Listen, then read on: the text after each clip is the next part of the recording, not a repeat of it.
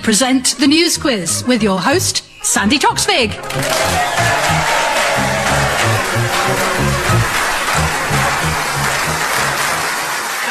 Welcome to the News Quiz. We start with an advert spotted in the Paris Voice magazine, read by Carolyn Brown. Our hotel's superior rooms are decorated in the traditional Louis Philippe style. The luxury comforts include flat-screen TV, workspace and free wife. And our thanks to Andrew Rose for sending that in. Now let's meet the teams. Will you welcome first, on my right, Jeremy Hardy and Daniel Finkelstein.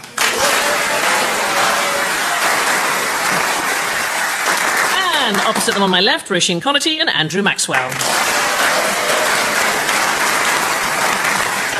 Jeremy, who's made a bad career move? North Korea are getting a bit arsey.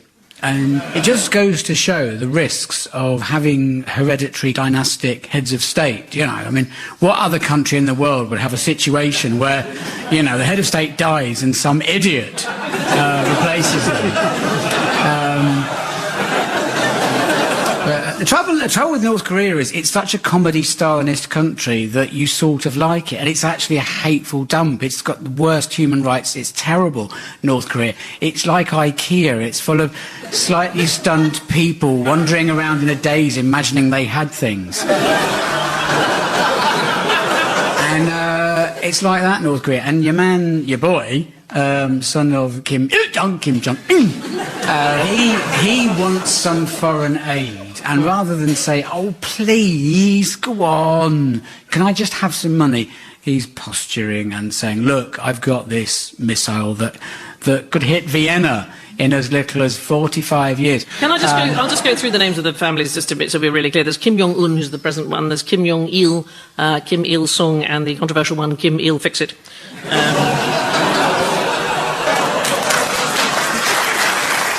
But there is some significance about the weekend, isn't there? Yeah, well, Kim Il-sung's 101st birthday, and they think that some of the tests might be at the same time, but he's going to be 101. Now, here's the thing. Would you get a man who's been dead for 19 years? Well, he's not dead, is he? He's the eternal leader. Oh, really? Because I was going to go for the safe option and get him an ashtray. But they've been full of propaganda, the North Korean papers, actually, about Kim Jong, as usual. And I have to say, this is when you realise you're in a good country. You never get the British papers filled with gushing, uncritical praise of a complex and divisive political figure, so it's good.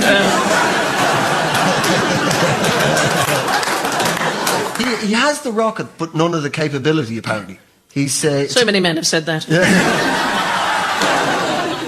But Cameron's loving it, though, isn't he? Cameron's loving the whole career thing, because Trident is in the news now. Cameron tried to tie it in. We'll go, see, he's a lunatic. That's the reason why we've got our lunatic thing. Didn't he? He said it in the same day as Kim Jong-un is giving it the whole, come on, come and have a go if you've got bread and water. He's like, you know, I saw it once on a bus when a crazy person got on and they're really crazy and then someone out-crazied them and they sort of became normal because they saw crazy. That was genuinely Richard Nixon's strategy in Vietnam. What? The Vietnamese would think he was so mad he would do anything. Just they'll think we're completely bonkers. They won't know what I'm going to do next, so we better give in. It didn't work. I was once on a train with Clive James and we were flipping along through a little country station and a man got on fully kitted out in camouflage kit. Everything was camouflage and he'd got some sort of green paint on. And I looked at him and Clive looked at him and Clive went, I hope you're not going to sit here and be weird. And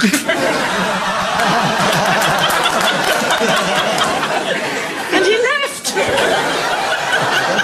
That's what we should do with Kim Jong-un. Just be weird. See, there's the thing. Just because you're crazy doesn't mean you can't have manners. Yeah. Tensions are running high on the Korean peninsula as North Korean leader Kim Jong-un claims nuclear war is imminent. If you missed this, it was in the papers. You just had to flip past the first 30 pages. There it was, page 31, World War III. Pyongyang has advised foreign visitors in the south to evacuate immediately, which sounds about right. 2 points to Jeremy. Daniel, who brought old divisions to the front pages? Well, obviously Margaret Thatcher's death this week has produced every newspaper trying to get its own angle, although my favourite was the Bexley Times, who headed their story, Former Dartford Candidate Dies.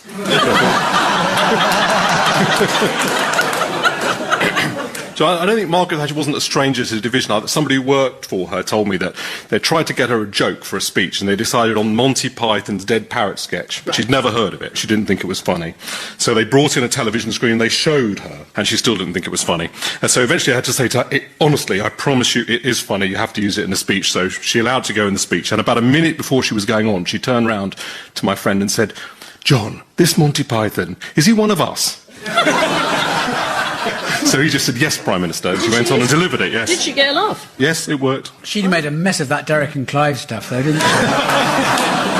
I didn't celebrate. People thought I would celebrate, and I just thought, well, no, because I take the John Donne line that each man's death diminishes me, for I am involved with mankind. Of course, he wasn't talking about women, but you've got to bear in mind it was written in the 70s. And of course, the thing is, before Margaret Thatcher came along, let's remember that there were no women in the country before Thatcher. It was all, you see, the young people won't remember this. It was all in black and white, and it was all just men in flat caps speaking indecipherably in northern accents to whippets, and no one did any work, and everything was miserable. Unlike today, where we have a thriving economy where we all just sell coffee to each other. Everything is great. But I was prepared to leave it all alone and not talk about it. And then it's become this horrible triumphalist Orange March with Shirley Bassey. I mean... Sorry, who are you talking about? The Iron Lady. Never heard of her. See, news of your English Prime Ministers doesn't get to my island. It does, because I saw a headline, "Iron Lady rust in peace" on a wall in Belfast. It's nice to know. In between the killing, there's wordplay. Well then, I gotta say, you're gonna take my knee caps, but you're a very witty man. I thought we were talking about a very divisive figure, and I decided to put her in context. Right. In the end of the day, she was only a problem for 17 years, whereas my stuff in Ireland, 500. Beat that north and south of England. Will you be still singing about it in 300 years? No. You'll be in your flying cars. Not in Ireland. We'll still be marching around things and remembering stuff. Actually, there were quite a lot of people who didn't seem to know what was happening. Was there not some confusion online? Somebody thought that Cher has died, which I would have been devastated about. You know, yesterday was a whole yak fest in both of the Houses of Parliament. And there were some people who made long positive speeches about her, like Malcolm Rifkind. And then Glenda Jackson said lots of scathing things about her. But in the middle, the one that I loved was Selwyn Gummer, John Selwyn Gummer. Does anybody remember him? I do. He was the one that fed the burger to his child. God, they just don't make politicians like they used to. He stood up and he went, "She had very beautiful hands and lovely ankles. And she knew how to use them." I liked it when they said the House of Commons had been recalled. It sounded like it was faulty, and they were going to... And sent back to Japan. Because airbag doesn't work. But that funeral is how much? We don't know, but is it about 8 million? About 8 million. Now, you see, I happen to know, because we go to Aldershot Crematorium in my family. Aldershot Crem is 735 quid for the whole schmear. That's with the organist. So then you've got flowers, sandwiches. You need a lot of sandwiches, because all the old people in the neighbourhood turn up. Because it's like Night of the Living Dead if there's a funeral. Suddenly all the old people, "Oh, I'm sure your mum, she sounds like a lovely lady. Who was she?" "Oh, look, sausage roll." So you can do the whole lot for less than 2.5. One of the things people are asking is if it'll be the same when Blair dies, and I think they're just being ridiculous. I mean, everybody knows he's not going to die. He will, but 2 days later he will rise again. That's true. In this funeral business, the one I feel sorry for is Gordon Brown. Why? You know, you can just tell he's just at home just going, "Oh, they're not going to give me a state funeral. They're going to send my body to Arbroath and smoke me." Baroness Margaret Thatcher died this week at the age of 87. Many people paid their respects, from political heavyweights like Norman Lamont and Baroness Williams to more lightweight voices such as Harry Styles from One Direction and Ed Miliband. A special session of Parliament was held with tributes to the former Prime Minister lasting for 6 hours. In contrast, the tributes on Churchill's death lasted 45 minutes. Do you know, to be honest, I didn't even know that little insurance dog had died. 2 points to Daniel. Rasheen, who would benefit from coherent opposition Oh, yes. This is Labour have outlined new plans for the welfare state. Am I right? Am I on the right story? Yeah. And they want it to be more sort of input-based. So if you paid more into the NI, then you're able to get more back if you're unemployed.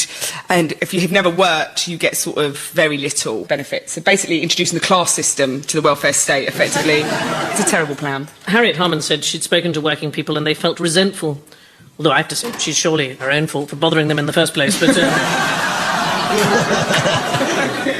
The idea, isn't it, to bring an end to the something for nothing culture, and I think it's ironic, because if it succeeds and Ed Miliband becomes Prime Minister, that is the epitome of something for nothing. I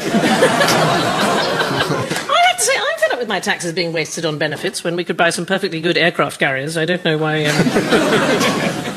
Liam Byrne, he was new to me. If you're not familiar with Liam Byrne, he was the man who led Labour's response. He's like William Hague without the sexual magnetism. He's really sweet-looking. He looks like a house elf that's known a lot of sadness. How do you know what that elf looks like? Darling, I'm from Scandinavia. Our house is full of elves.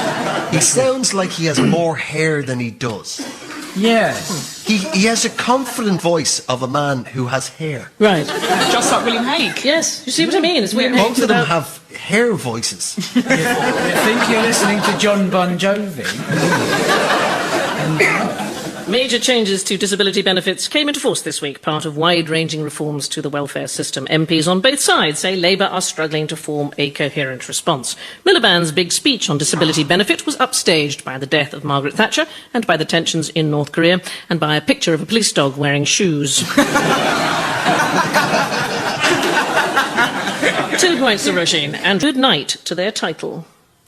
One of the H-boss bankers. Yes. Has been rightfully shamed. I feel genuinely ashamed for my incompetence at the head of a bank. I'm handing this gong back, but I'm keeping all the money. Is that it? Do you want to go crazy and name him, or is that just going too far? I think his name is Alan. No, it's... I know who's talking about H-Boss Alan. We all know. I listened, there was 3 of them. I remember this. I was in the car. I was coming back from Sainsbury's. They were from H-Boss. One of them's hand back its thingamajig. Yep. They're talking about possibly banning them from ever... Having a thingamajig. Having a thingamajig, being a big poo-bah in the city. Yeah. Because they all went off. They went from ruining that bank. Here, we've left a big steaming pile of bank. We're off to work elsewhere at other things. Do you know what? When I listen to you, Andrew, I think that Stephanie Flanders is overpaid.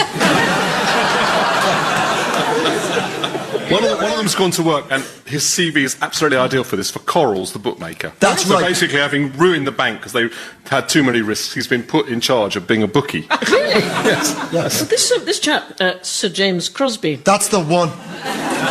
Crozzers. Yes. He's giving back a third of his pension, but he's still going to have £406,000 a year. But he's going to be shopping at Aldi. So what's the protocol for this, Daniel? Do you know? If you give your knighthood back, does the Queen have a ceremony in reverse? Yes, he just writes to the Honours Forfeiture Committee, and they decide. But there isn't a thing where the Queen has a sort of ceremony and then he stands outside with an empty box. She should do the sword thing again, but blindfold. What happens to the actual medal? Like, so the next person who gets knighted, they don't just get like Duff's old Crozzers one down. Well, she takes it back if he's still got the receipt, I think. Is the, I don't know. Who else is this? Fred the Shred, he lost Nicholas Ceausescu, he lost his... Lester Piggott. Lester Piggott got it back, and Robert Mugabe. Oh, it's like the guest list of my fantasy dinner party. Actually, I have been calling for months for this man to lose his pension, mainly because every time I go to the post office, it's in front of me in the queue taking out £500,000 in tens. The report said that even if there hadn't been the financial crash all over the Western world, this bank would have gone to pot. Yeah.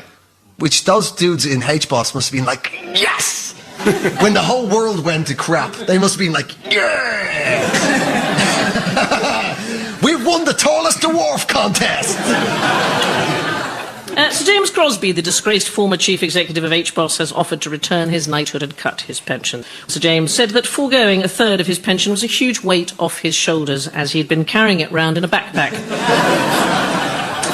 Earlier in the week, David Cameron refused to intervene in calls for Sir James to be stripped of his title. Dubbed reckless, incompetent and responsible for the UK's economic crisis, David Cameron is the Prime Minister. end of round one. The scores are Jeremy and Daniel have got 4 points, but so too have Roisin and Andrew.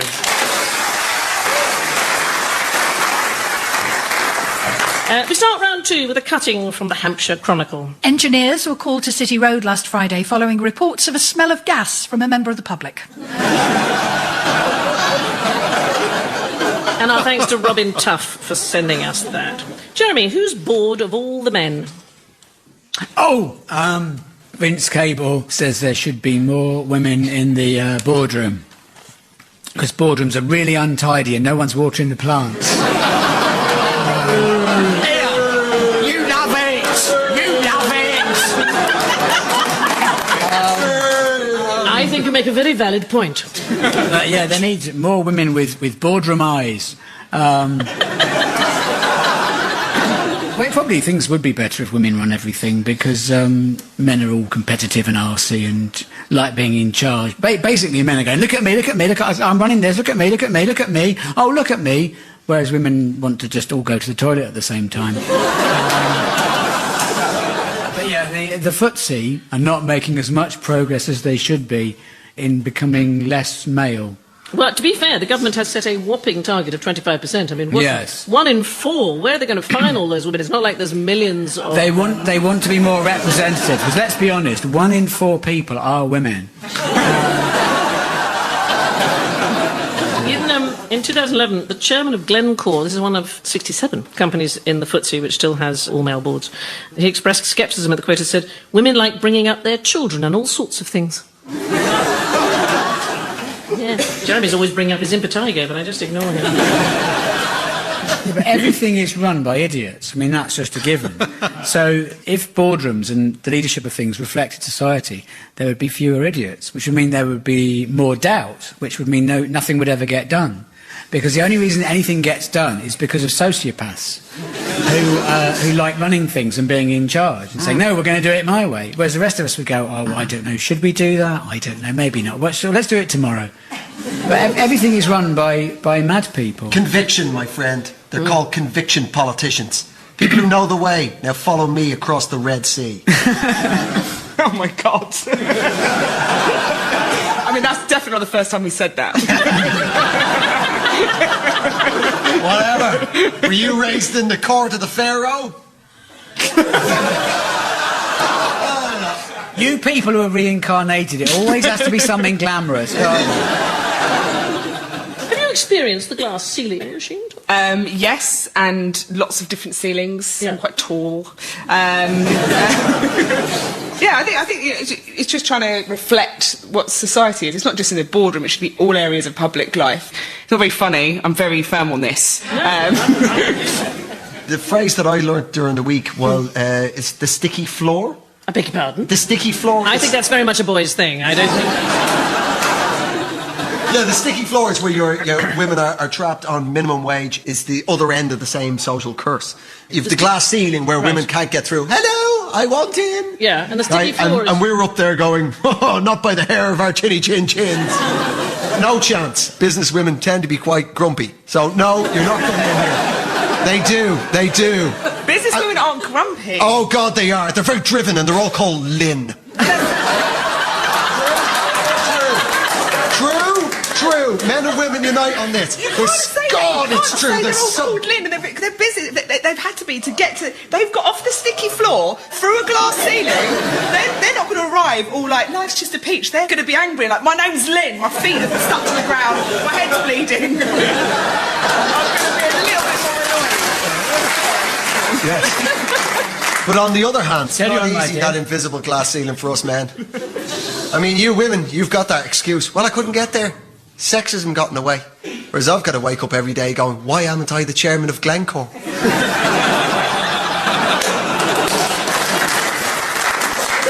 What have I done? I could have been the emperor of the world. And here I am eating biscuits, watching Home and Away again.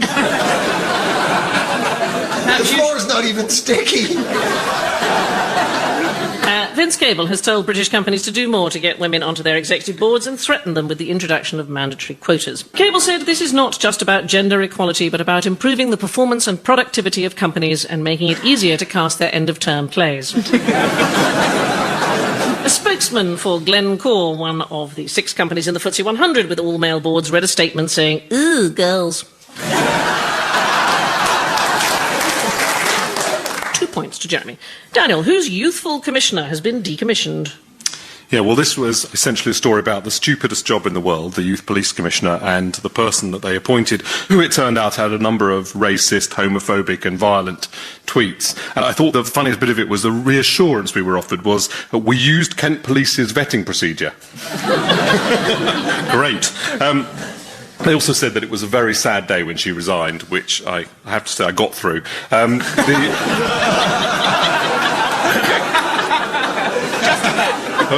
The basic idea was they would appoint a youth commissioner to be in touch with youth, and when the person did things that all young people did, they got sacked. That was the idea. But, I mean, she didn't do it, it's not recently she did it, it was quite a while ago, wasn't it? Did we not feel a bit sorry for her? Yes. But the whole thing was so ridiculous to start off with, because who needs a youth police commissioner? Well, I am amazed they needed somebody to commission youth crime, because what's wrong with good old-fashioned peer pressure? Just, But see, this is why I stay off Twitter, because it can come back to haunt you. You know, if you're going to say things you regret, you might as well broadcast it to the nation on a Friday night. Basically, as my view is, Twitter is anti-Semitic, because I'm supposed to express my entire opinion in 140 characters, and what's that about? That's impossible. It's completely impossible. Must be terrible for the police using Twitter. Once you've said hello 3 times. Hell of a lot of letters. The woman who's the police commissioner, Anne Barnes, she had to defend this young person and the Post against accusations of gimmickry. And she said, "I did what the people of Kent wanted me to do. People voted for me to do it." And I can just say, unfortunately, neither of those people were available for comment. So. But who doesn't write silly things at that age, honestly? The only reason I wasn't held to account as a teenager is because rain tends to wash chalk off the pavement. But, It's a bit worrying about the investigative skills of Kent Police, though, isn't it? A little bit. Yeah, I mean, their crime clear-up rate must be terribly, terribly low. Imagine if on Midsummer Murders, if all they had to do to find out is go back through the history of Twitter and hashtag I done it. But the police commissioner said she'd been checked out by the Force, and I think this is what you get if you rely on Jedi powers. The country's first youth crime commissioner, Paris Brown, has resigned from her post after revelations of offensive comments posted online. Much like the Abrahamic God, her work lasted just 6 days, during which time she can be credited with the successful launch of a police investigation. 2 points to Daniel. Rasheen, listen to this. In this life, one thing counts. In the bank, large amount. I'm afraid these don't grow on trees. You gotta pick a pocket or two. You gotta pick a pocket or two. You gotta pick a pocket or two. I love something when I know the words. Rasheen, pourquoi le Louvre a été fermé? Absolutely. Do you want to do the whole thing in French? Because I don't mind. It's fine if you want to. Chapitre Londres. This was about the museum in Paris, and I'm not very good at pronouncing it. I've been there. The museum where the Mona Lisa lives is called Louvre. The Louvre.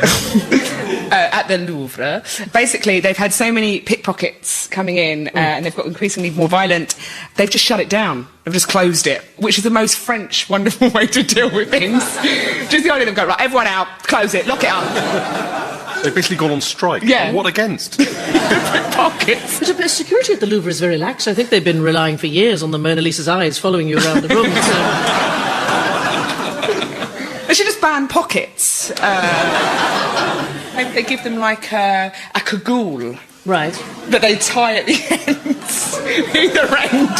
So like a sausage. Okay, have you ever been to the Niagara Falls? Because they give you what is effectively an entire condom to wear. That's it. Or just get some security, maybe, perhaps. Yeah, but women don't have pockets. You don't use pockets. You put things in bags, don't you? If you put your things in your front pocket, it's much more obvious when somebody is rummaging in... I mean, you get to an age where you're quite pleased to find somebody in the front of your trousers. The only reason you go to museums. Exactly. Leaving fibres hanging out the front of your Take all you want, my dear, take all you want. It's because of bags you get robbed, because women don't have pockets. They just have a bag inside bag inside bag. It's just like you get stuck behind women at the cash pot and it's like, oh, well, you could have got it out before you get to the end. But and you open your bag and you go into your compartment and you go into, and in the compartment is your purse and you open this and it's full of receipts and vouchers for sort of hair salons and the National Trust, and you get your card out and you put it in, and then you have to take it and you have to get out the piece of paper, the number, and then you put it all back in its compartment, back in its purse, and then the purse goes back in its purse compartment, zip that, close your bag, put your bag on your shoulder, go back to the car, drive off with the bag on the roof of the car. And do you know why the bag is so full, Jeremy? It's full of all the shit men don't want to put in their pockets. Can I give you a quick art joke, okay? A friend of mine has just had some scenes of domestic Dutch life in the 17th century etched onto her front teeth. She's had her Vermeers done. I was listening to the news quiz on Friday. There really was a very good joke about Flemish artists. It really was. It was a little bit near the knuckle. We were quite shocked, actually. They really pushing the envelope, actually, because, you know, some big fans of Flemish Renaissance art could be quite offended by that. But, you know, I guess it's satire. One has to get used to it in this modern age of beatniks and drainpipe trousers, doesn't one, really? The Louvre was closed all day this Wednesday after staff walked out of the world-famous art museum over a failure to tackle pickpockets. It's the biggest scandal to hit France since national supplies of horse lasagna were contaminated with beef. 2 points to Roisin. Andrew, what might rock and roll have done to hammer and sickle? Well... Sir James Crosby. Sir James Crosby, as we all know, was famously... I'm messing with you. This was an attempt by Western intelligence services to force the downfall of the Soviet Union through pop music. Very good. 2 points. Right. Next question. Actually, there's a really cool thing. I don't know, the Beatles, because people in Soviet Russia loved the Beatles, but they couldn't get any records. So they used to, the closest thing they could get, their equivalent of bootleg records, were they called ribs, were old X-rays, TB X-rays of people in the Soviet Union. They could then repress and turn them into Beatles records. And they're now some of the most valuable Beatles memorabilia in the world. I love that kind of trivia. I'm going to give you an extra point. Thank you. Very interesting. Essentially, there were thousands and thousands of pages of Wikipedia documents, and this was the best story in it, which is basically that the United States thought of sending Joni Mitchell to the Soviet Union and didn't. And that was the story. They were thinking also of sending Don McLean, and I think the reason was because then the Soviet Union would fall while trying to work out the meaning of American Pie. It's actually WikiLeaks, isn't it, or Wikipedia? Oh, yeah, WikiLeaks. Yeah, WikiLeaks. Because WikiLeaks are really sticking it to the man now, aren't they? They're telling us stuff we can't have imagined. But American culture has always played a part in shaping the Soviet Union. I mean, where would it be without the Marx Brothers? It's possible I've not read as widely on this subject as... It might have worked. Seemed a good idea to send Engelbert Humperdinck to Azerbaijan, didn't it? Elton John went there, didn't he? He did. Went everywhere there, Elton. His 1979 Moscow concert is credited with extending the Cold War by 10 years. A memo has revealed in 1975 the US ambassador in Moscow wanted rock stars such as Bob Dylan, Joni Mitchell and James Taylor to tour the USSR and bring about the fall of communism. In the end, Bob Dylan only appeared once in the country in a 1985 poetry concert where he received mixed reviews for his limerick "The Day Khrushchev Went to Nantucket."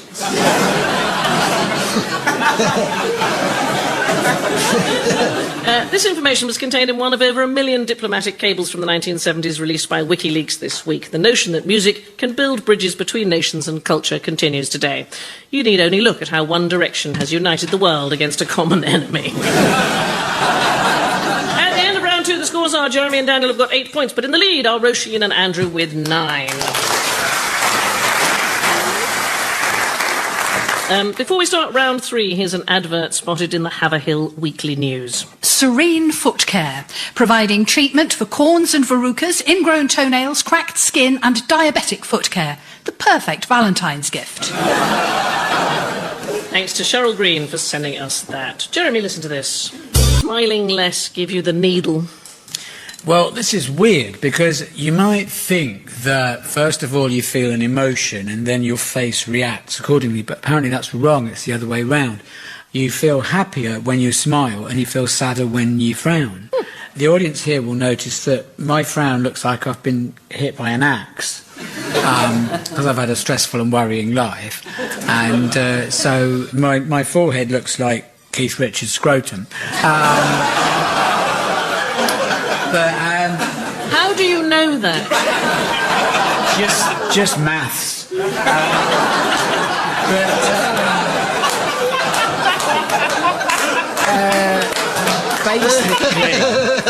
Basically, what happens is, if you have Botox, whereby your face is paralysed, then you experience less emotion. But basically what they're saying is that the actual movement of the face stimulates the brain. And this is something that Clive Owen should listen to, because I've seen many films with Clive Owen in them, and I'm thinking, if that face could move, the different emotions you could communicate within that character that you're playing. You know, if you could just take off that strangely wooden mask and do some expressions, Clive. Clive, do some expressions. You've been to drama school. Come on. George Melly met Mick Jagger, and he said to him, "You're incredibly wrinkled." And Mick Jagger replied, "Oh, they're laughter lines," to which George Melly said, "Nothing's that funny."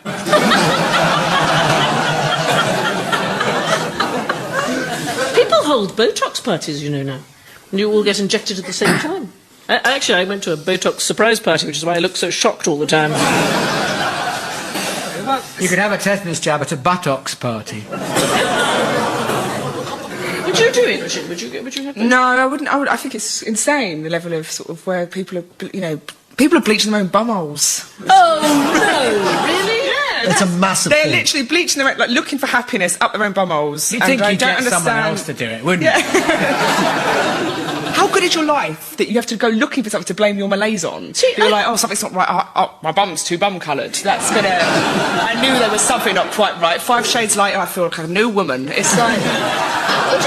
There are so many simple things you could do. OK, I go to sleep with 2 slices of cucumber on my eyes, and that way I always know where they are when I want my 4 a.m. cocktail. So... A study at Cardiff University's School of Psychology has found that people who have Botox injections around their eyes are more likely to experience unhappiness and depression because they are less able to smile. Not only does happiness cause smiling, but smiling causes happiness, which is both the conclusion of the study and the government's replacement system for the disability living allowance. Dr. Michael Lewis of Cardiff University was not surprised by the findings, or at least he didn't look surprised. 2 points to Jeremy. Daniel, whose improved conduct should make them a model employer? Oh, this is the incredible story about the contract that Vogue have signed about the treatment of models, which includes a square meal, central heating, and no pressure to go naked, and no drastic haircuts. And it was extraordinary to me that they actually thought they'd put out a press release to say they weren't going to starve their models or cut all their hair off. And they thought this was a good PR gesture to put it out. It is extraordinary because, the government in 2007 launched a code of conduct about the treatment of pets. It has taken all this time for models to be treated the same as guinea pigs. I mean, it's quite extraordinary. Have you ever done any modelling? Yeah, I'm going to have this put in my Times contract. A square meal, no Yes. drastic haircuts, and no pressure to go naked. I've done some life modelling. Played a tangerine in a fruit bowl. It is extraordinary. Some of them now, they have to work for 20 hours without sitting down. Well, the thing is, in that article, it said there was a lot of models, they eat tissue paper. What? They eat tissue paper to swell their stomachs up so they don't feel hungry. Wow. And when you go to the loo, you don't need to wipe your ass. As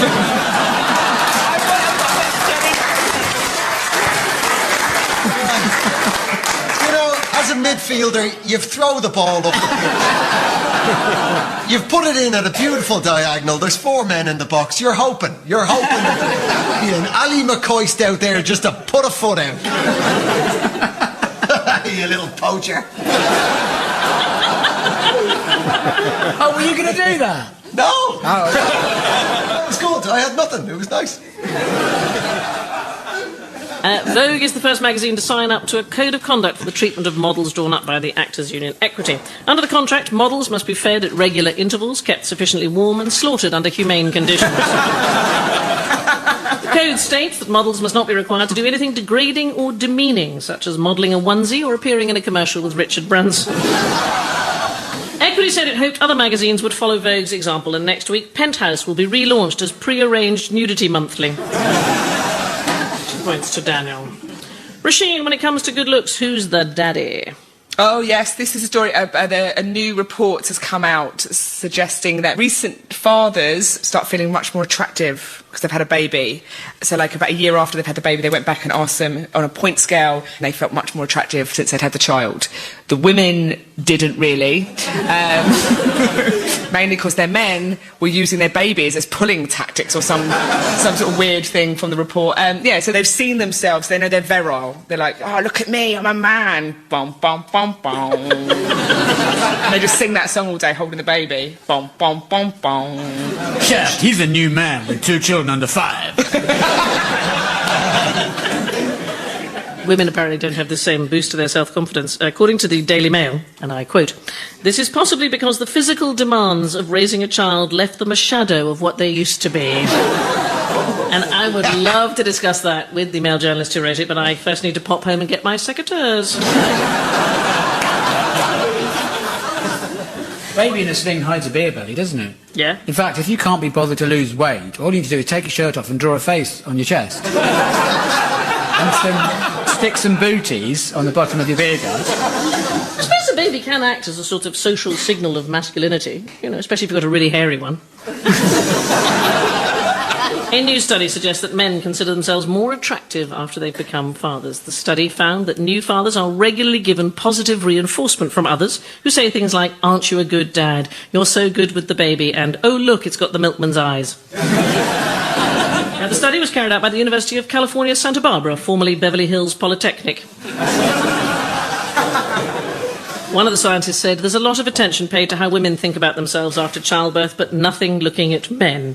Poor old men suffering discrimination once again. They try and get involved in nonsense scientific surveys, just keep coming up against that old glass ceiling time and time again. 2 points to Rasheen. Andrew, who's got the hump over the fate of his gift?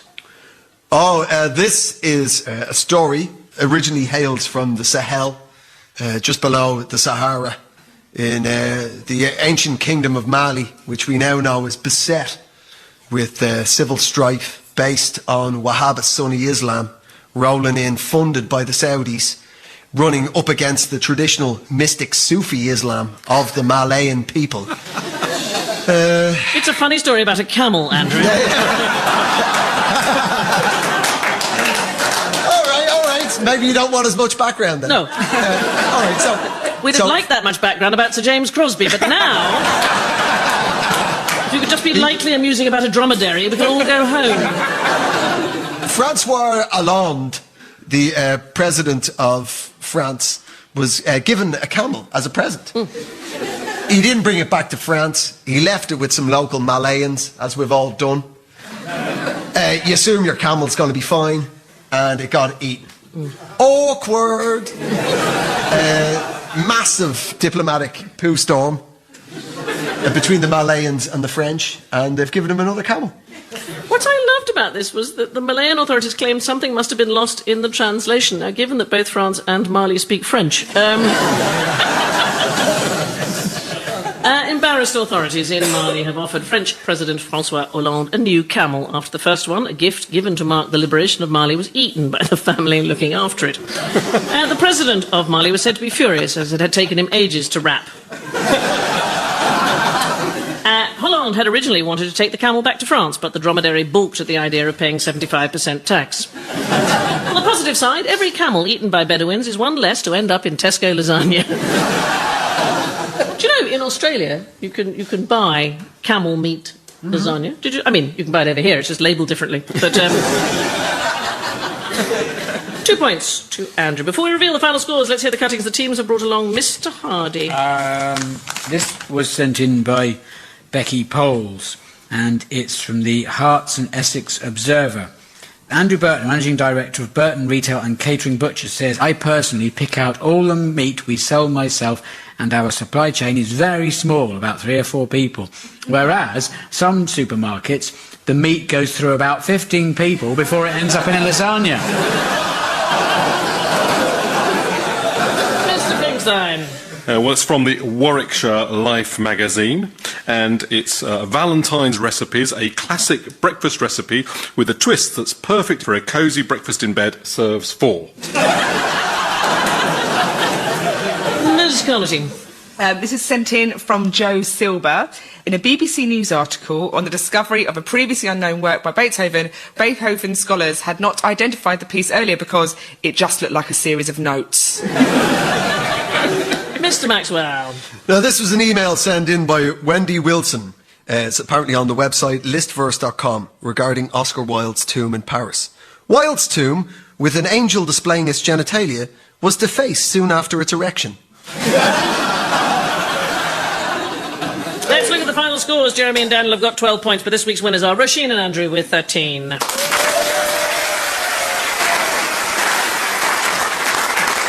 Before we leave you, here's a cutting from the Fenland Citizen sent in by Sue Ashdown. There have been complaints that alleyways and shop doorways around Wisbech are being used as public conveniences. One shopkeeper claims the problem is so bad he's unable to use his rear entrance. And with that, goodbye. Taking part in the news quiz were Jeremy Hardy, Daniel Finkelstein, Roisin Connerty and Andrew Maxwell. In the chair was Sandi Toksvig and the news was read by me, Carolyn Brown. The chair's script was written by John Luke Roberts, Roderick Crooks and James Cuttle, with additional material by James Bugg, Ronnie Maguire and Nadia Kamal. The producer was Sam Bryant.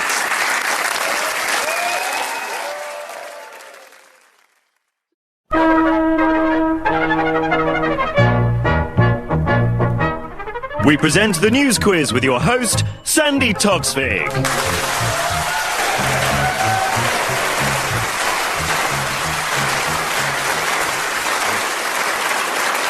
Hello and welcome to the news quiz. We start with a cutting from a BBC London traffic report read by Zeb Soanes. The London cable car is currently suspended. And our thanks to Geoffrey Gaylor for sending that in. Now let's meet the teams. Will you welcome first, on my right, Jeremy Hardy and Susan Calman. And opposite them on my left, Greg Proops and Bob Mills. Jeremy, who hasn't been shy and retiring about his economic forecast? This is the autumn statement by George Osborne. Now, it used to be a sort of mini budget, and now it's become more like the sort of American State of the Union address. And just as the President of the United States is not going to stand up and say, do you know what, I think I need a change, I'm thinking landscape gardening. Similarly, Osborne is not going to stand up and say this amusing pastime has been a pleasing diversion from my destiny of titled leisure, but I tire of the cyclical nature of the market and the plaintive cries of the unfortunate farewell.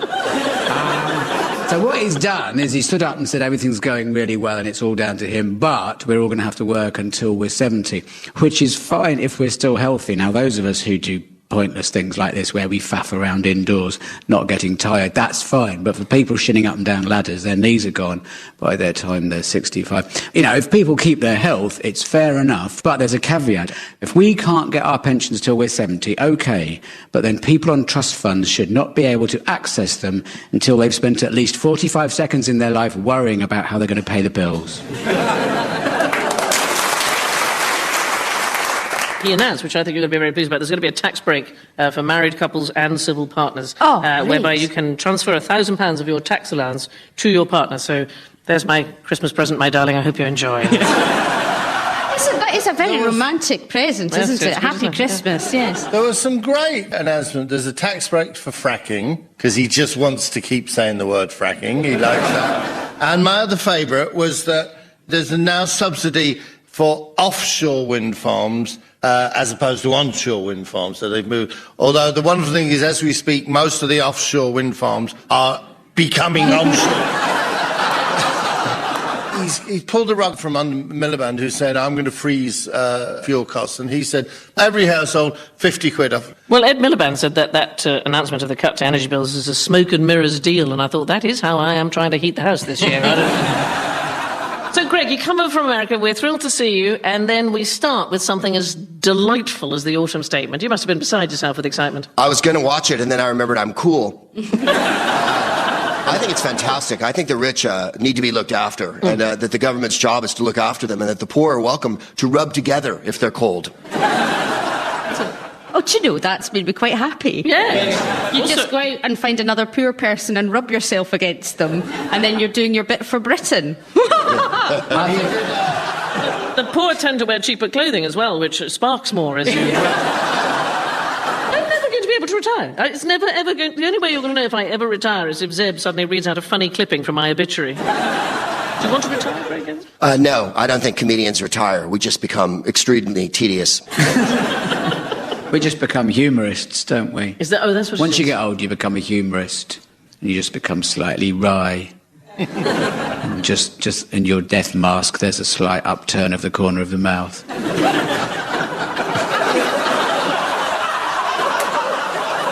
One of the weirdest things that ever happened to me, it's absolutely true. I was invited to Chequers, which is the Prime Minister's sort of country residence. That's not the weird thing. I was being shown around, and they opened a drawer, and inside is the death mask of Cromwell. And it's just the weirdest thing, because he's there in the drawer, he's kind of looking up at you. And I didn't really know what to say, except, looks like him. I didn't really know what to say. Is it a special drawer? I mean, it's particularly, Is it just with the blue tack and the... some old Chinese restaurant menus. Do you really want someone to be making a mask of your face as you're in your dying moment? You're trying to think of something really wise to say so that people can remember you, rather than, you've got it stuck up my nose. Well, I have to get this the right way around. Thomas Edison's last breath is in a test tube in the Ford Museum in America. That's quite weird, isn't it? They must have kept thinking, maybe it's now. And must have been loads of wasted test tubes, but they haven't quite got it. Did he die of suffocation at the age of 24? If I could only have that last bit of air. I wish I'd invented something before I died. Last words are tricky. My nan lingered on for quite a long time, bless her old heart. And my brother was working nights, and he'd worked a night shift and then come to the hospital to see her. And it was a very, very hot day. And my brother was tired. And at one point he sort of went... And my nan's last words were, "I'm sorry, Andrew, am I keeping you up?" George Osborne has delivered his autumn statement describing it as a plan to deliver a responsible recovery. The autumn statement is a half-yearly update on the budget and an hour of your life you will never get back. Amongst a raft of gripping measures, the Chancellor announced that the pension age will be raised. People in their 40s will have to work till they're 68, people in their 30s will have to work to 69, and people in their 20s have another 50 years of unemployment to look forward to. There were various incentives for business, a business rate discount for some small traders, an exemption from national insurance contributions, and an offer from Nick Clegg to work Saturdays. The Chancellor declared, Britain is moving again, and that is true. Due to high winds, we have now drifted into the Atlantic. 2 points to Monsieur Hardy. Susan, listen. China in your hand by T'Pau. Why was it called T'Pau? What does it mean, T'Pau? Because they were founded in Lancashire. They would have been called the Pau. Oh, I see. I had my first ever kiss to Pau. Did you? Yeah. Wow. I did. It brings back a lot of very, very bad memories. Yeah, I'm sorry about that. I was a bit pissed. Susan, who's been like a Bullingdon in a china shop? David Cameron took a load of business people, stroke friends, stroke his neighbour, to China. The Chinese papers insinuated by saying they didn't really care about Britain, that it was an old country, it was useful only to go for tourism and students. And the main story that has come out of this quite important trade mission to China is the fact that we're selling £45 million worth of pig semen. We're selling £45 million worth of pig semen, to China. Can I just be clear that, Cameron didn't take it with him? This is difficult because I don't know how much pig semen goes for. How much is It's a delicacy in China. Yeah. Is it a lot? Well, all you need to know is you can only take 100 mil through customs. What are they using it for? Are they using it to impregnate Chinese pigs? What do you think? It's not for pudding. Could be to put wallpaper up. You don't know. Is it sticky enough for wallpaper? I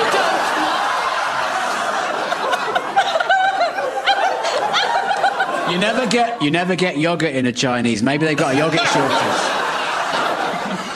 Might be a scent. We don't know. I think semen is quite a specific usage. I think if it's not I've for always found that, yes. if it's not for impregnating pigs, then I think we should be asking a question about where that semen is going. Yes. I'm going to do an extra point. Who else wasn't Biden their time in the Far East? Anybody? Joe Biden. Oh, it was too easy. Yeah, did you see him as well? It was about defence, wasn't it? It was about a Chinese... is it a... they've got a zone where they're going to shoot us. That's not the exact... I'm paraphrasing the Times. There's a disputed there. area between Japan and China. Yes, that's exactly what I said. Oh, 2 points to me. Thanks. He went over there. It was quite tense, actually, because he went to Japan and then he went to China, and they've instigated some air exclusion zones. But apparently Joe Biden said it's not as bad as people think. Let's worry about it. I don't think it's going to be an issue. And the next day he flew to South Korea via Shannon. Cameron did take a lot of his friends. I mean, he has a lot of friends. He didn't take them all. He didn't take... What were his other two friends he had? Andy Coulson and Rebecca Brooks. David Cameron went to China this week, and then he came back. So it wasn't all good news.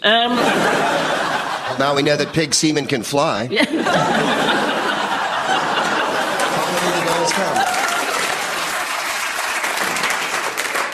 China's main newspaper called Britain a country fit only for travel and study, which is, of course, nonsense. Our transport systems are shocking, and our education is run by a man who started wearing glasses in the hope that people wouldn't hit him.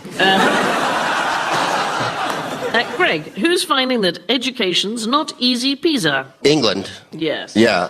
Apparently there's been a lot of testing going on in one of those grand, vague testing things that journalists love to write about. And they've tested many countries, and England's come in 25th, is it, in reading, 26th or something in science, and maths, as you guys call them. That evidently Korea and Estonia and lots of other countries are way ahead of England, and that England is not as educated as it once was. When I first came here some 20 years ago, people would say to me, are people in England smart? And I'd say they are. And they go, isn't the television great? And I go, yeah. And then now they go, isn't English television great? And I'm like, yeah, England's Sexiest Dogs is the best show I've ever seen. Journalists love to do this. Taiwan, Hong Kong, Korea, Singapore. Oh, they're much above us in reading, apparently, and maths, which is supposed to be important. What I want to ask you this, how are their kids doing in hotel and leisure management and media studies? No, we still lead the world there, I think. That's a very good point. Absolutely. And pig semen exportation, yes, I think, is something that the Shanghai people could look into and drop their attitude a little goddamn bit. Yeah.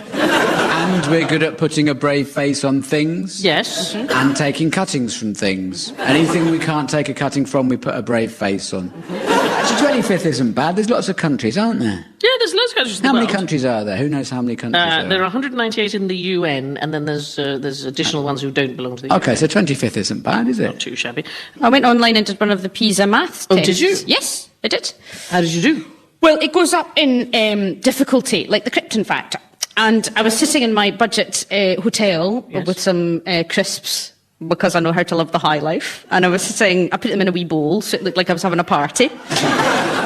And I was eating my crisps, and I was using the thing, if you stay in a Premier Inn, you get a wee cardboard thing on your pillow, pirate hat. So I had my pirate hat on and my wee thing of crisps. I thought, I'll do... It's so tragic. They did get pretty... So the first level was really quite easy, but it gets quite difficult. And it got to the stage where it was hurting everything. And the crisps were all over my laptop, and I was crying silently. And I thought, I'm just going to stop now. But they are quite difficult, actually. They are quite difficult. Benny Henry doesn't warn you about any of that in the advert, does he? The UK has performed disappointingly in the PISA International Education League table, coming 26th out of 65 for maths, 23rd for reading and 21st for science. The PISA test is a 2-hour examination taken internationally by more than 500,000 teenagers, all done whilst leaning at an incredibly awkward angle. Of the 65 countries taking part, Shanghai came out top for maths, reading and science, but notably not geography, where someone should have pointed out that Shanghai is not actually a country. 2 points to Greg. Oh, my pages stuck together. Bless that big semen there. Bob, who's being fast-tracked for a sell-off? It's Eurostar, isn't it? Yeah. We own 40% of Eurostar, and we've now decided it's no good. It was fun for a while when it used to stop at Waterloo, because that was good when French people came off the train. But then they dushed it all up and they moved it to King's Cross and built this huge thing, and suddenly we weren't interested in it anymore. And also, we were disappointed.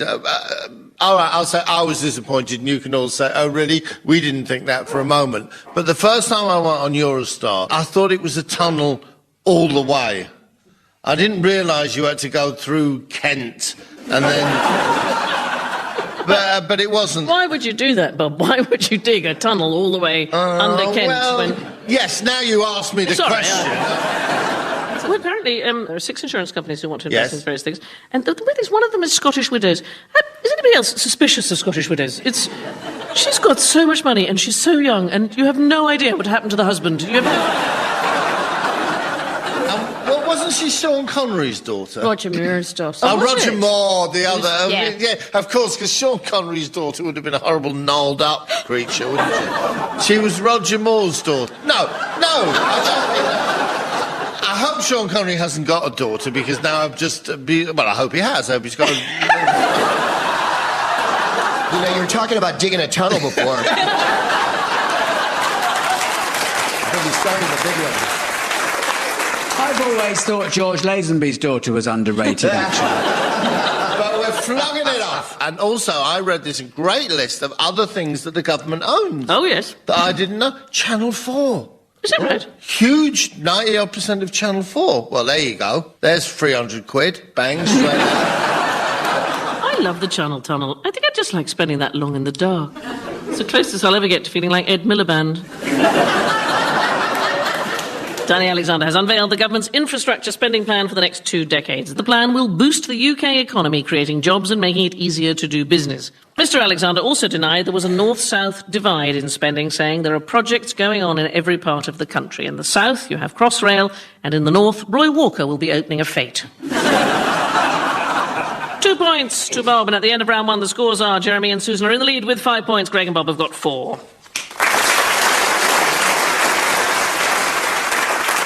We start round 2 with a cutting from the Melton Times. The defendant pleaded guilty to being drunk in charge of a vehicle. He was fined £500, ordered to pay £85 costs, and banned from living for 6 months.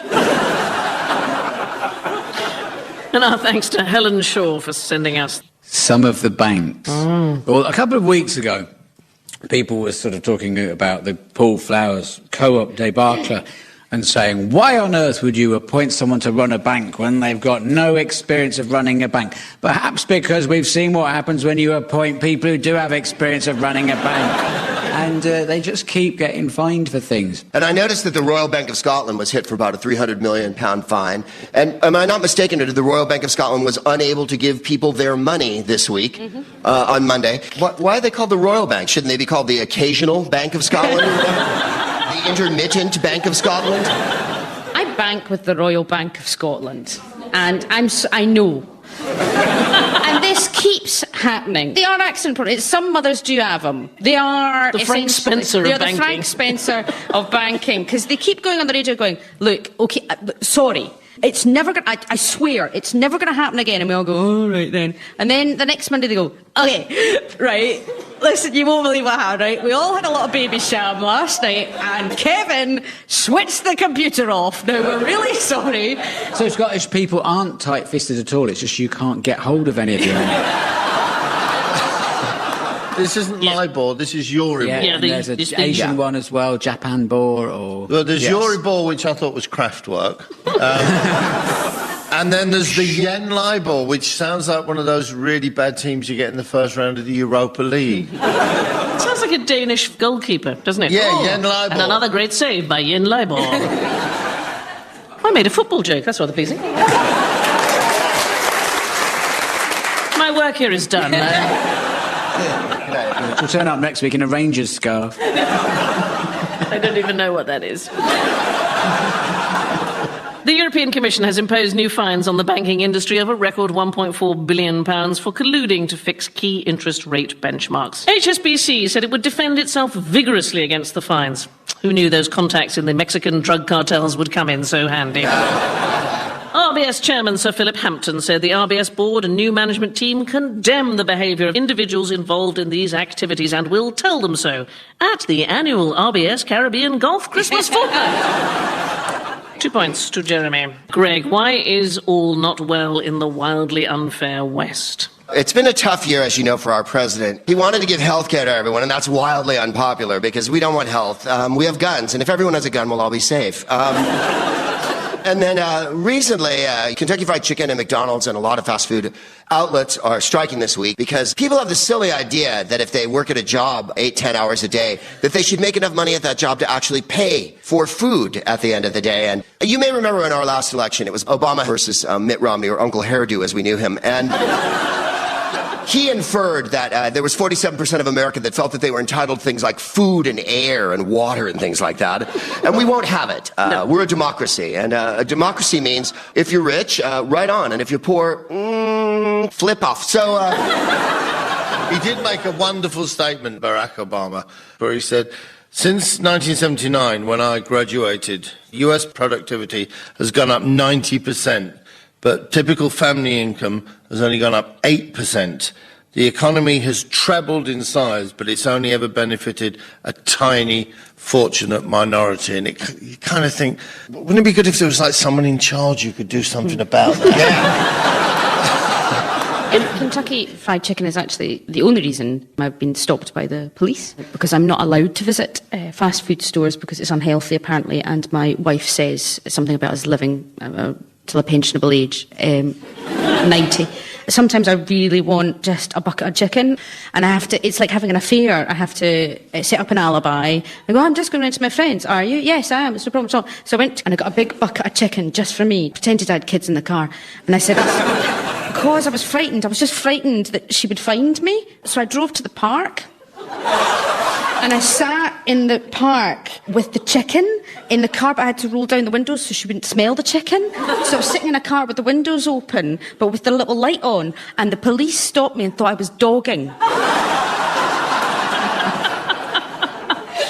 In a speech this week, President Obama warned that inequality had reached the point where it posed a fundamental threat to the American dream. Also this week, fast food workers across America went on strike to protest about the minimum wage. Millions of Americans faced a hellish day, barred from their usual burgers, and had to break open their emergency vegetables. 2 points to Greg. Bob, which construction project is going into extra time? There we go, your favourite.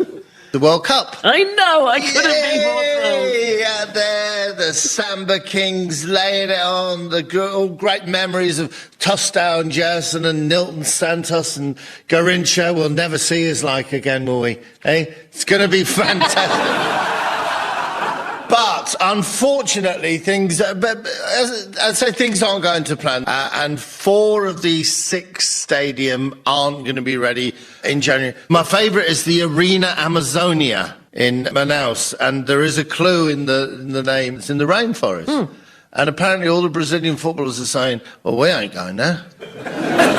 We aren't going to play there. It's 80 degrees at 2 o'clock in the morning, and you die if you run round. But it's all going to be all right, because there's a man called Aldo Rebelo. He's the sports minister of Brazil. He's just saying, calm down. And he's made a wonderful analogy, and I'm quoting him verbatim. It's like a wedding. There's always a bride and a groom, and 100% of the time, the bride is always late. But, as he says, no one's ever known a wedding to be stopped just because the bride was late. Well, there's a man who's never watched EastEnders or Coronation for a start. But his thing is, everything's going to be fine. It's all going to be all right. And it will be all right. It will be a fantastic tournament, and Brazil will win, and Germany will come second, and we'll get knocked out in the quarterfinals. But at least we'll have an excuse. Oh, well, whenever Walcott put a cross in, an anaconda came down and ate the ball. In fairness to the Brazilians, you say one of their stadia is in the rainforest, but the reason they're called the Brazilians is there's only a little strip of rainforest left.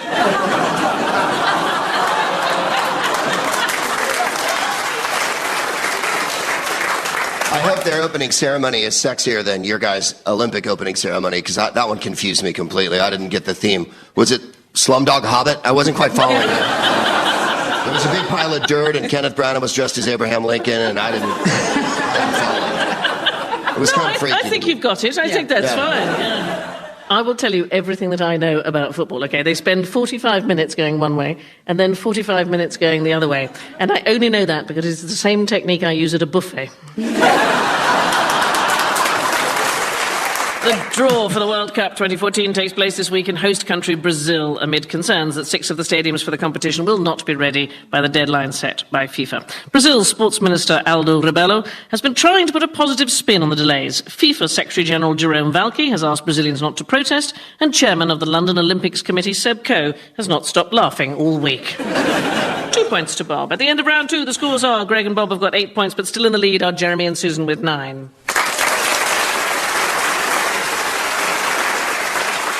Before we start round 3, here's a cutting from the Club AZ Sports and Social Club newsletter.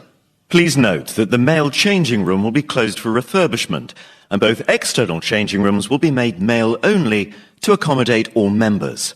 And our thanks to Jane Fellows for sending us that. Jeremy, why can I do several things while asking this question while you can only just manage to answer? Oh, don't distract me. I'm trying to concentrate on sitting on my chair.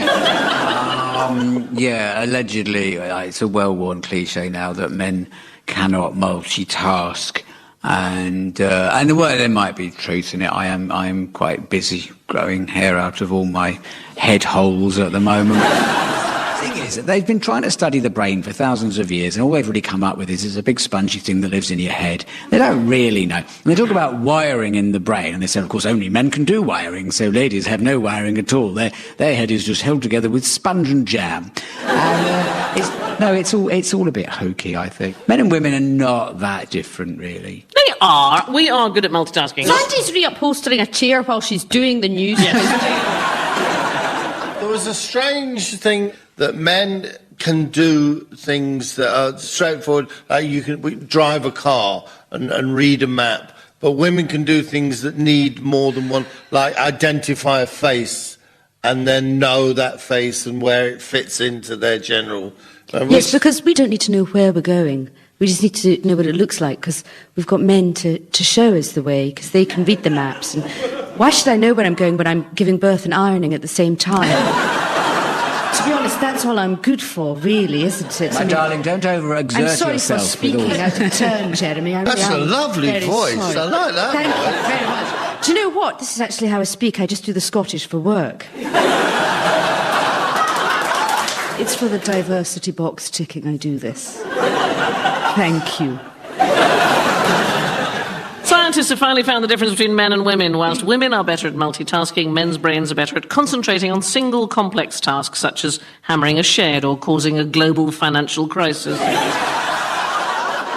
One of the other scientists involved, Dr. Ruben Gur, said it's quite striking how complementary the brains of women and men really are, in one of the worst chat-up lines of all time. 2 points to Jeremy. Bob, listen to this. Why, I couldn't tell when that was finished, that that particular disc.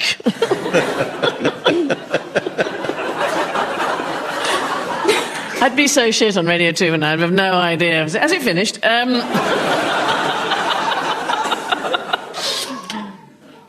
Sorry.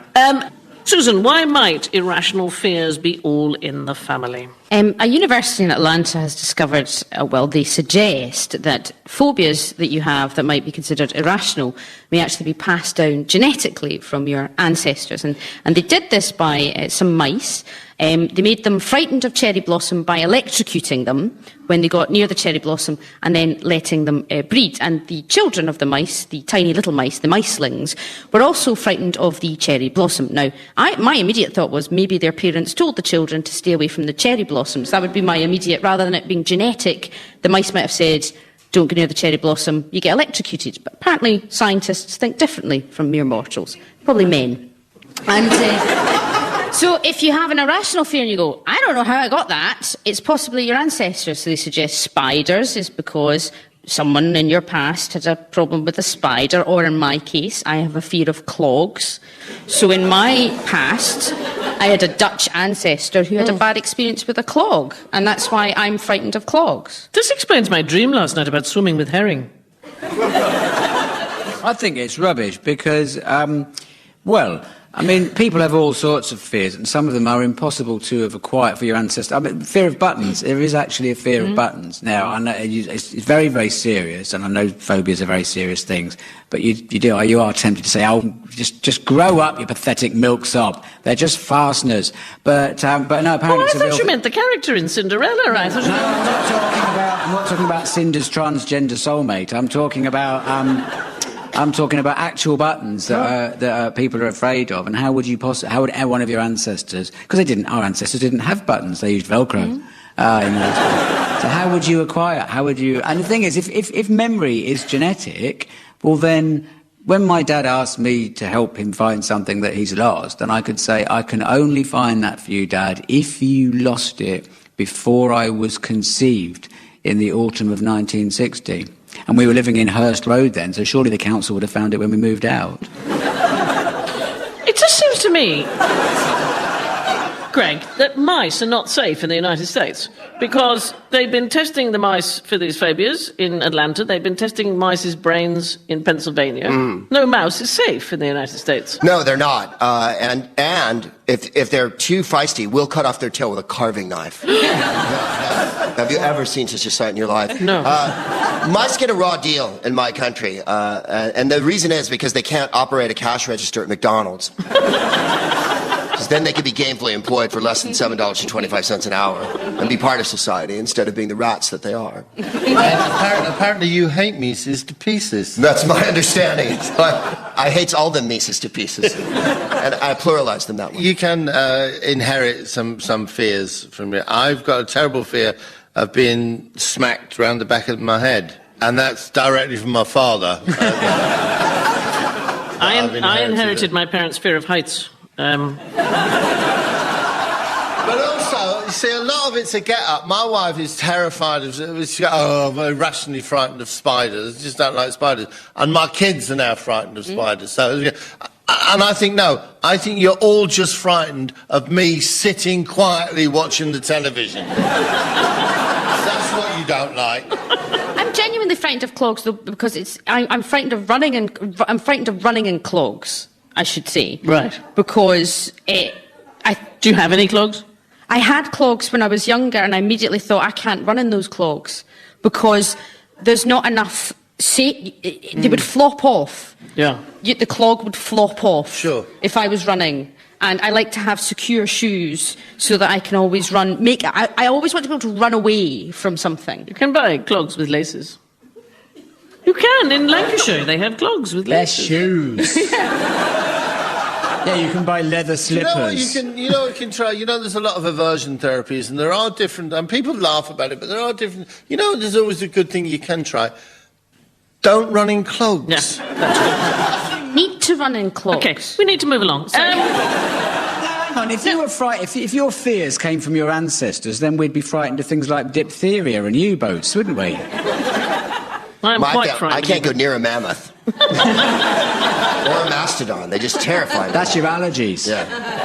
New research from scientists shows that irrational fears can be inherited. Researchers at the Emory University School of Medicine in Atlanta found that mice can pass on learned information about traumatic experiences. Experiences like being tested by researchers at the Emory University School of Medicine in Atlanta. The discovery was made by administering mice with electric shocks, putting an entire generation of mice off a career as an electrician. 2 points to Susan. Greg, is it a bird? Is it a plane? Is it a PR stunt by an online retailer? The president of Amazon Corporation, which is in charge of dehumanizing all interactions between people. We used to go into a shop and go, how are you today? And they go, good. And they go, I'd like to buy that. Here you are. Let me wrap it for you. And then we go, goodbye, Merry Christmas and whatnot. And Amazon has removed that element. So now you can just push a button and sit in your home and wait to be predator droned. Jeff Bezos, the giant white person who's in charge of Amazon, has threatened to use drones to deliver Amazon products. If you think, really, you want to use them to deliver retail products, and we have poor people all over our country and no one can eat, why don't we use drones to drop food on people? Why isn't there a banana drone that can just drop a giant bunch of fruit on a family or whatnot? Because it would just crash into a wedding party in Afghanistan. No kidding. So that's what he threatened to do this week, and it was no one called him on it because he's rich.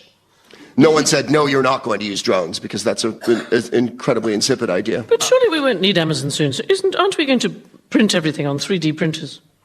I know I am. I printed my wife out last night. I think there's just one point that he's missing. I see the point. You're laughing about it. I see the point. Sometimes I order something on Amazon. I want it now. I don't want to wait till tomorrow. I want it now. You can buy airline seatbelt extenders and all sorts of brilliant things on Amazon. You can, all right? Otherwise you have to ask, and they give you the horrible orange one that they use in the display, and no one wants to use that. But the problem in America is this. If you have a factory with lots of things in it which are quite valuable, and you fit them to drone, they take off in the air and they fly over America, don't a lot of people in America have guns? Pretty much, yeah. 36% of Americans have guns. Because it's like a lucky dip. Let's go and shoot down the drone and let's see what we get. That's true. It's retail skeet shooting. Yeah. Oh, no, it's a Hillary Mantel bomb. Right. Let's shoot something else. What if the drones get mixed up? What if one of them shoots an air missile at you and the other one delivers a box set of Will and Grace to Al-Qaeda? I think you got a point though, Sandra, because I think if we bombed Al Qaeda with DVDs of Whiskey Galore and La Cage aux Folles, maybe they'd lighten up a bit. Yeah. The chief executive of Amazon, is it Bezos? Bozos. That means kisses, doesn't it? Bezos. Yeah. Bezos. The chief executive of Amazon, Jeff Bezos, has announced that the online retailer is trialling the use of unmanned drones to deliver packages. The system would prove a godsend in December as a quick and easy way to get your children, amongst other things, a drone for Christmas. Thanks to GPS, the drone will set its own coordinates, and thanks to Apple Maps, will then crash into the sea. Amazon's service will be called Prime Air, not to be confused with Prime 8, the Royal Mail's plans to have post delivered by a monkey.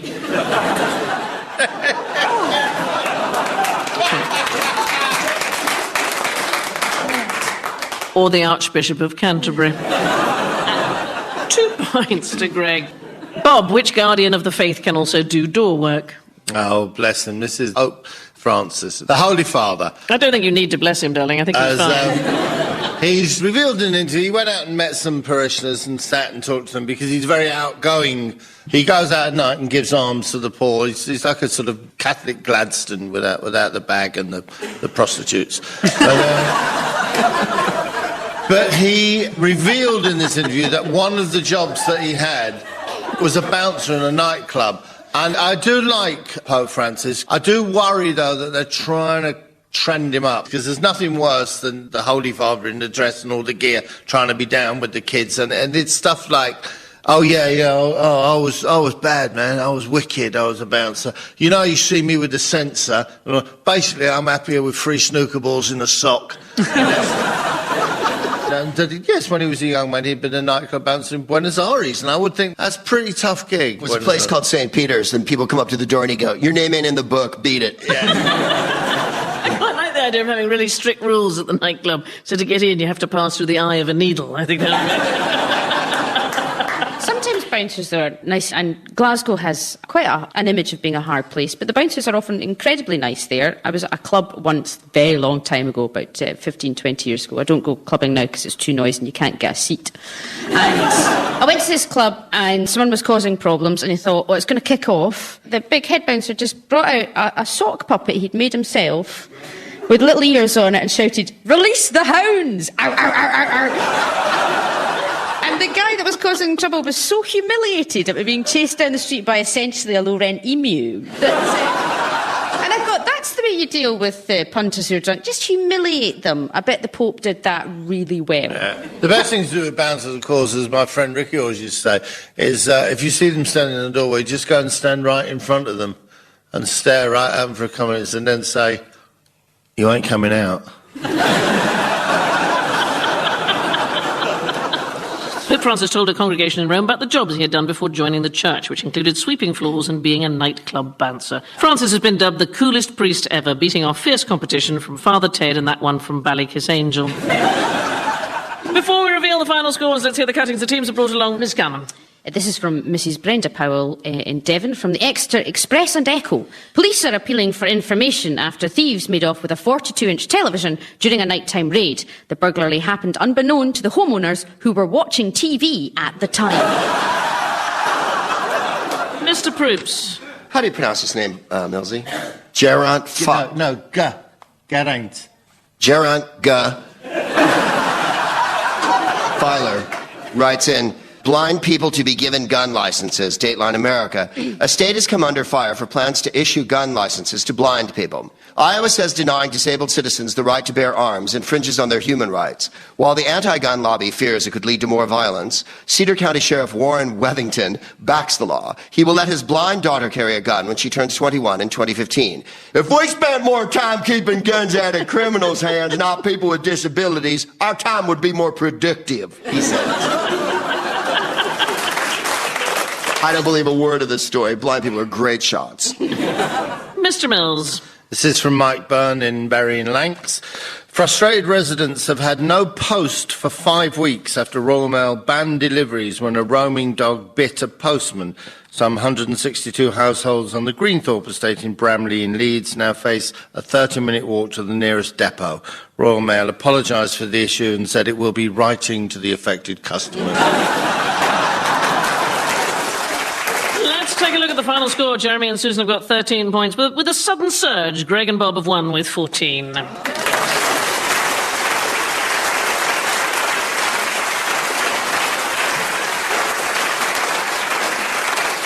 Before we leave you, here is a cutting from Radio 4's food programme sent to us by Chris Moore. What we eat is making us ill. We are going to have to relearn what to eat, and we need to start with small children in schools. And with that, goodbye. Taking part in the news quiz were Jeremy Hardy, Susan Carlman, Greg Proops and Bob Mills. In the chair was Sandi Toksvig, and the news was read by me, Zeb Soames. The chair's script was written by Gareth Gwynn, Simon Littlefield and Roderick Crooks, with additional material by James Bugg and Alice Gregg. The producer was Sam Michelle.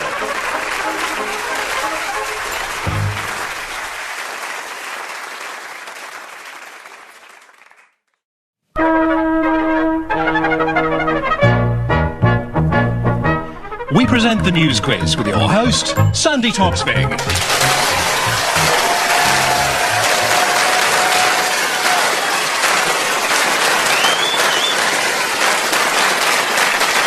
Hello and welcome to the news quiz. We start with a headline from the Manchester Evening News read by Neil Sleet. £14 million Viagra conman hit with stiff sentence.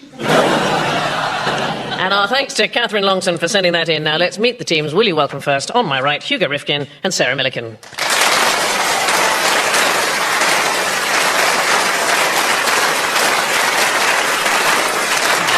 opposite them on my left, Sarah Pascoe and Jeremy Hardy.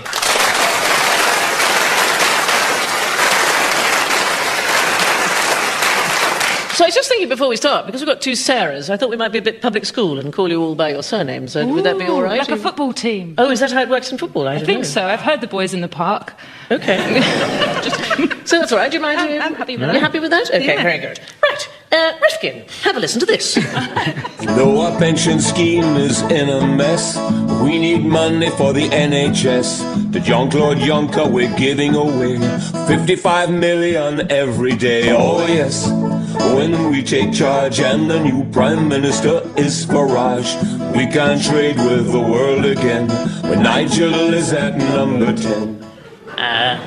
This year's UK entry into the Eurovision. Which reminds us, Hugo, who won't wear the idea of a European cap?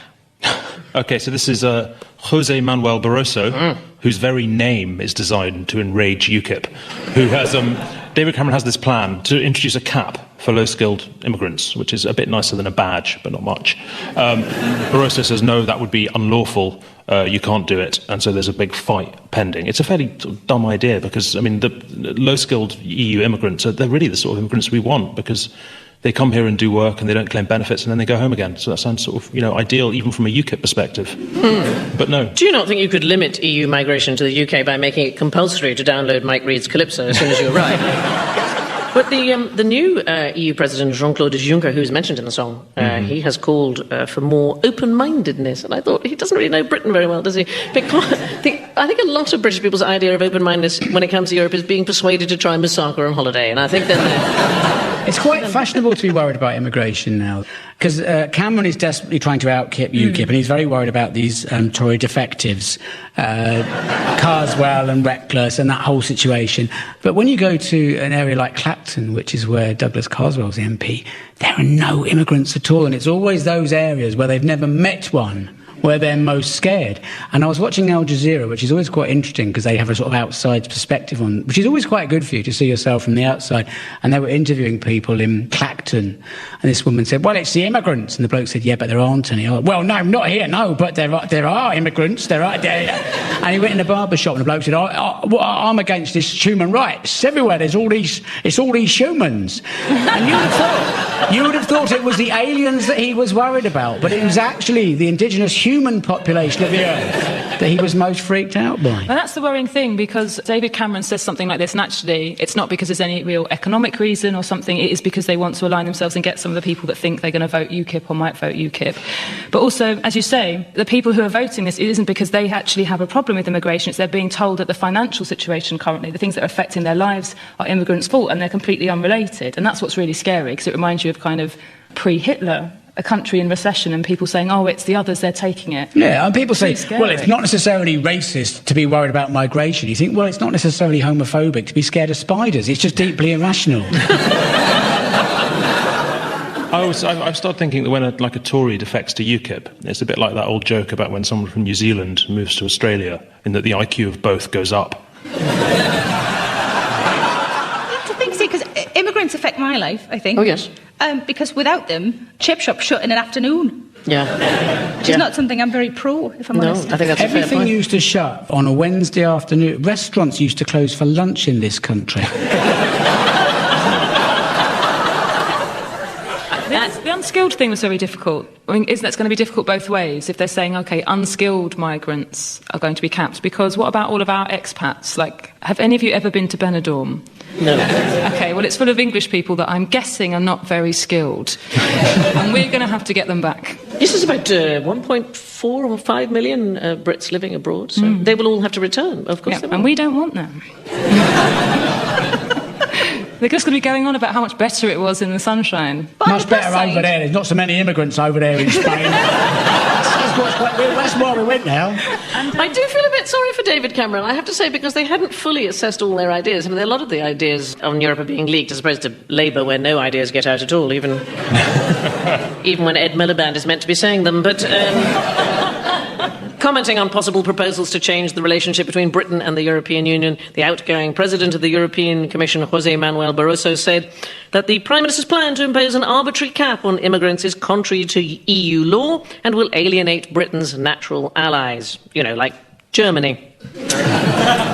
David Cameron has responded to Barroso's comments by saying the British people are his boss. Well, I suppose now Rebecca Brooks isn't around,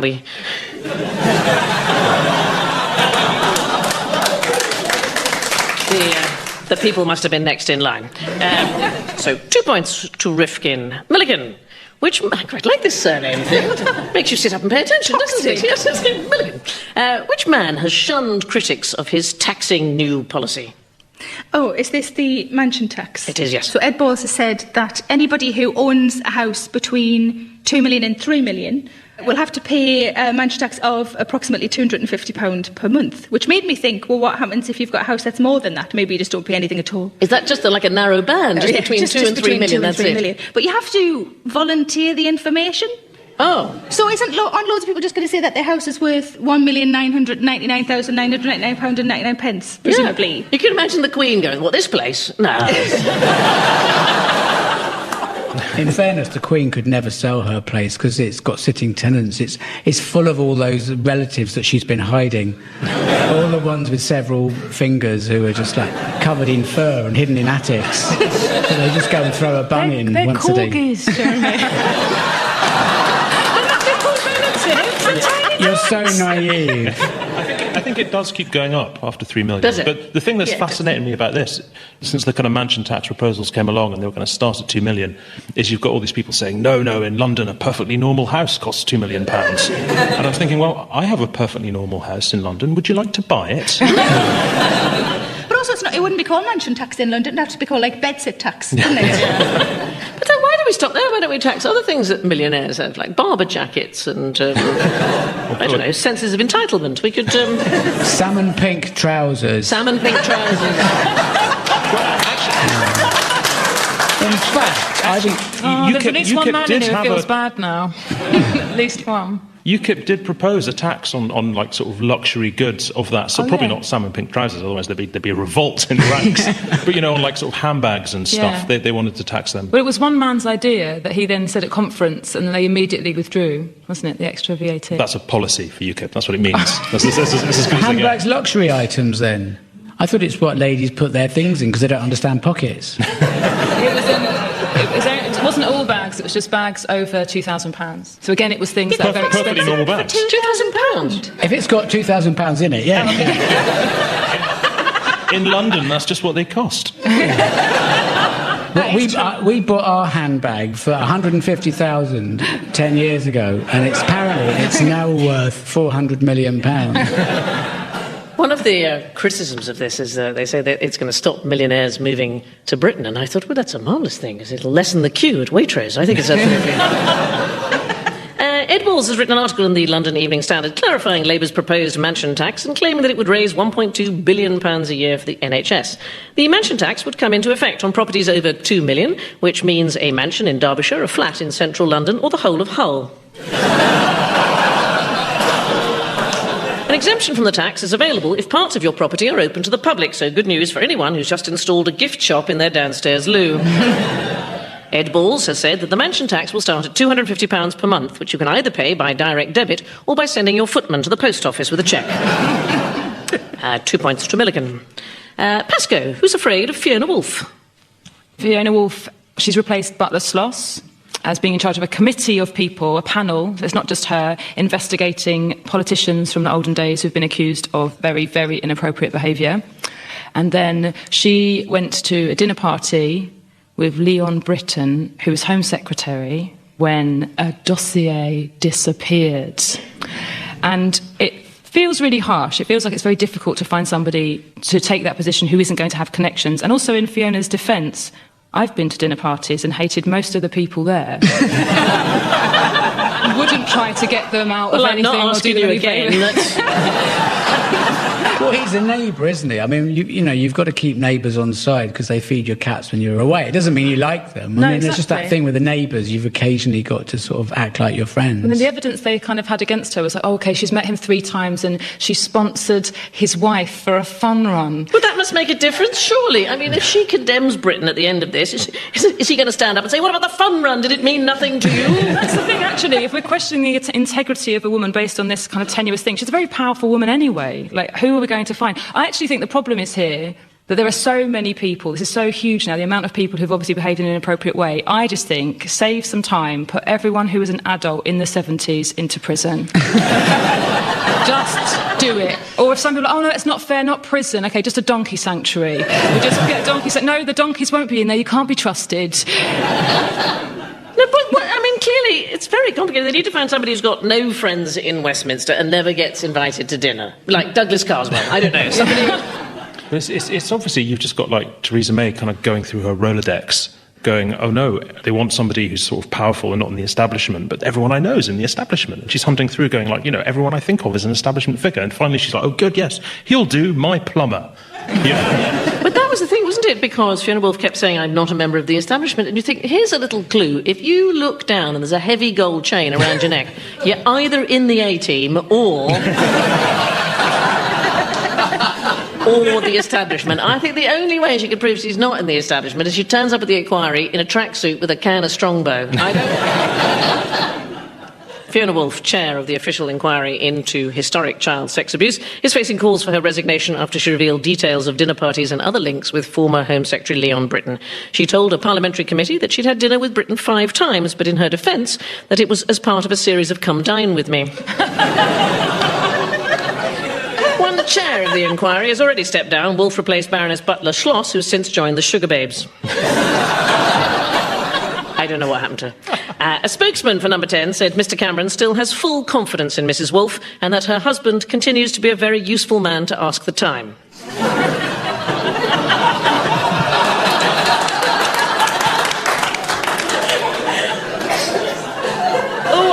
I love a slow burn. 2 points to Pascoe. Hardy, whose 2020 vision has helped him see an £8 billion black hole. This is the man who runs the NHS. His name is Simon Stevens. Now, I think we're all agreed that the main problems in the NHS is management. So therefore, why do we care what the opinions of the bloke who runs it are? But he seems to have a bit of an overview of it, and he's brought out this report, and all the party leaders are saying, see, he's on our side. Look, that's exactly what we've been... And he's basically saying they're all going to have to spend vastly more money. But he's got these various ideas, one of which is bosses will be encouraged to give their employees vouchers if they lose weight. But didn't say what the vouchers were for, if they're from Greggs. Yeah. Well, that would be the obvious incentive, wouldn't it? I mean, that's why you go to the gym. There's always a Greggs quite close to a Virgin Active. Because you feel like, I've done my 20 minutes on the cross trainer. Crossy was livid. And then you've got your cheese and onion pasty earned. But, so he's come up with, well, it's quite detailed, various ways that the NHS can be saved, but it does need front-loading with £8 billion. I think it's really great. It was a strange expression, the NHS black hole, do you not think? I mean, black holes exist because there's something incredibly dense at the centre. But wait a minute, isn't the Health Secretary still Jeremy Hunt?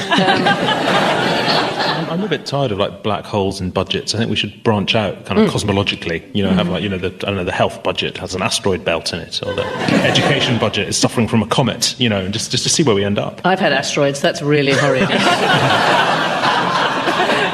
Now, tricky sitting down. Isn't it? It's not pleasant.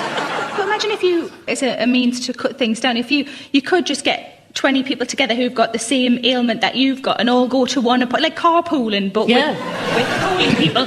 And just, put a bus on. I mean, you'd have to get a cheap bus, obviously, because this is going to get pricey now, I've realised. Find a bus driver who's got the same condition. Thank you. There you go. Or put £1 in for the petrol. You know, nobody minds that. No. Depends how far the doctor's is away. And then you all go in and you all get your medicine for gout and then you all leave again. But see, gout, I think that would be fine. But what if it was something a little bit more, personal? Asteroids. Asteroids. But then you'd only be talking to other people with asteroids. You'd actually know the support would be great if you had asteroids. Talking to other people with asteroids might be really helpful, and it would maybe get rid of some of the embarrassment and shame. I mean, they're talking to people. Although on the bus, you'd all be standing up, though, wouldn't you? That's true. You could just have a van then. You could have a van. People with asteroids, you could get more of them on the bus, couldn't you? Be no need for any seats at all. That's the way to do it. But you just need a really clever mirror. That's all you need. In case anybody's wondering. And I told my dad, because we're close, and he said you need one of those mirrors like the police use for looking for bombs under cars.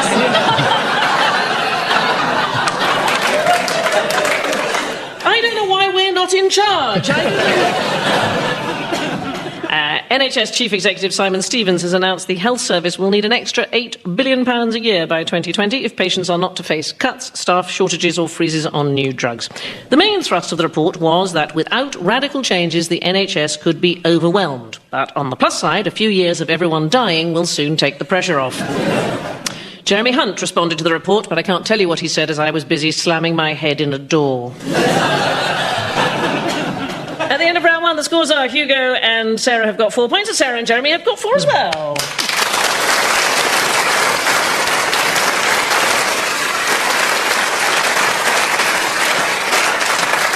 We start round two with a notice from the London Cycling Campaign website. The Highgate bicycle ride was scheduled to start at the Abundance Fruit Day, but sadly this event has had to be cancelled due to a severe lack of fruit. And our thanks to Michelle Shipworth for sending us that.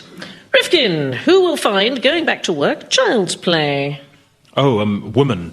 Women have to go back to work. George Osborne has decided that the thing that our economy needs is for more women to go back to work. His plan is that I think 500,000 mothers basically must get back to work. It's basically Germany has far more women go back to work in Germany after having kids than in Britain. And George Osborne has decided that the best way to improve our economy is for women to work more. In Germany, do they get the same wages as the men? Who do you think you're talking to? I've no idea.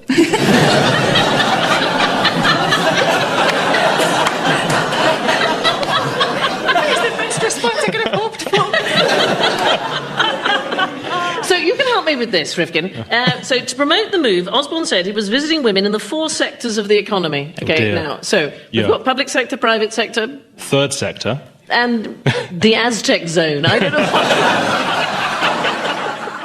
This is another example where things get slightly twisted. So isn't David Cameron making it easier, hopefully, for women who do want to go back to work? It's a choice. It's not women being forced to or told they should or have to.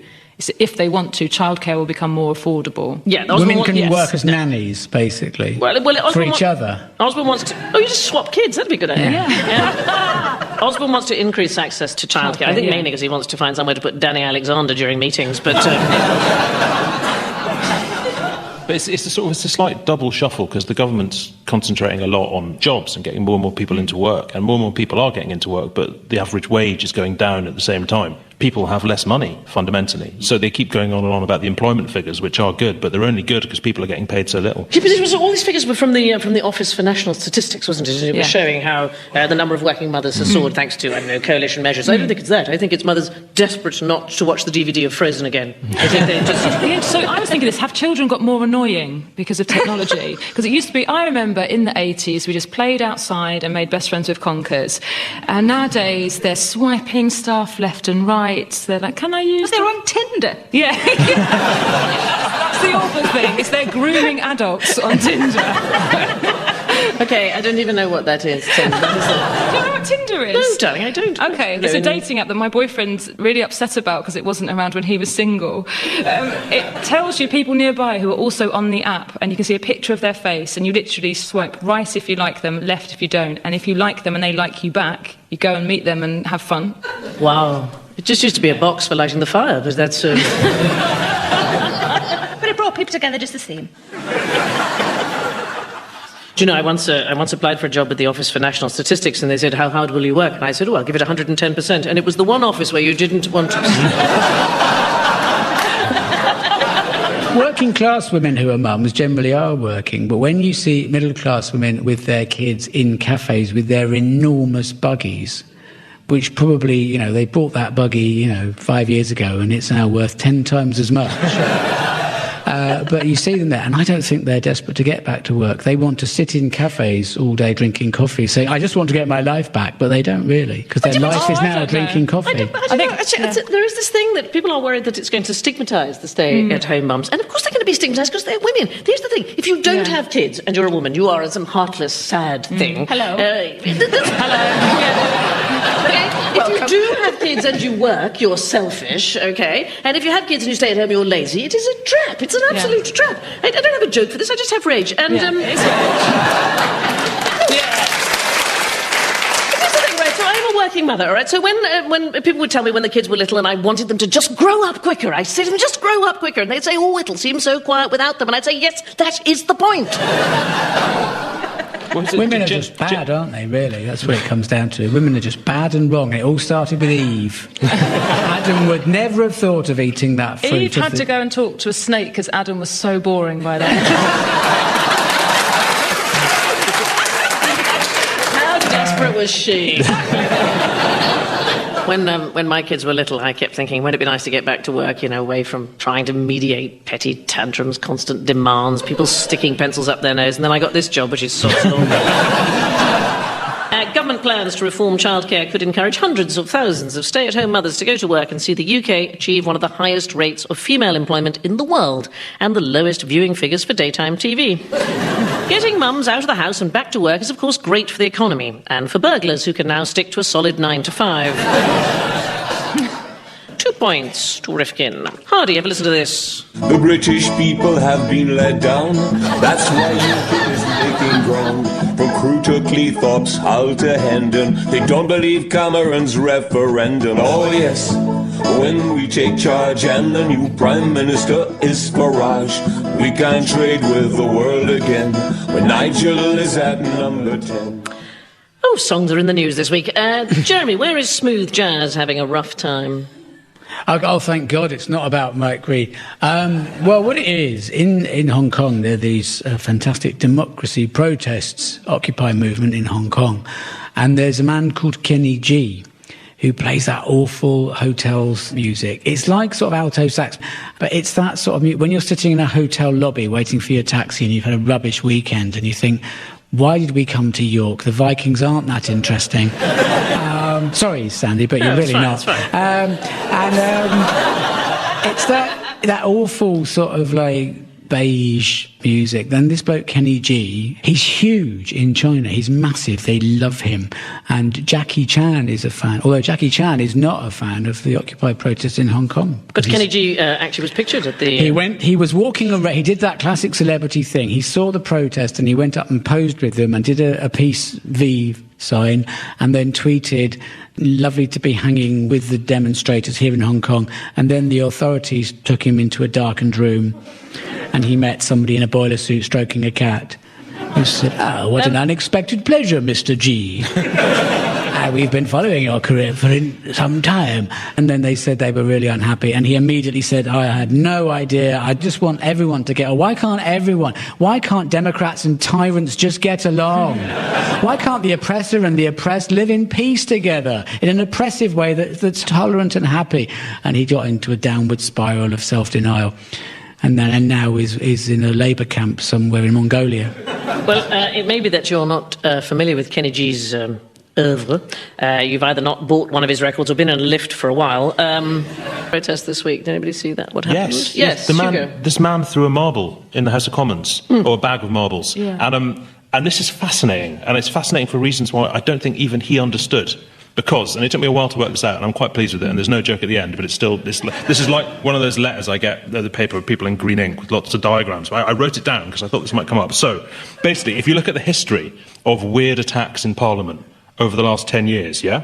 This one, some random guy threw marbles, yeah? The last one was a guy threw a foam pie with Murdoch, and his name was Johnny Marbles. Right? And the one before that, someone threw lots of purple flour at David Cameron. Was he called Mr. Pie? In a rubber Johnny.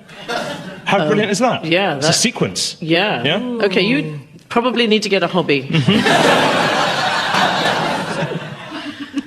This week at the House of Commons, a man hurled marbles at MPs from the public gallery during Prime Minister's Question Time. It was the biggest security breach of the House of Parliament since Michael Gove somehow got in.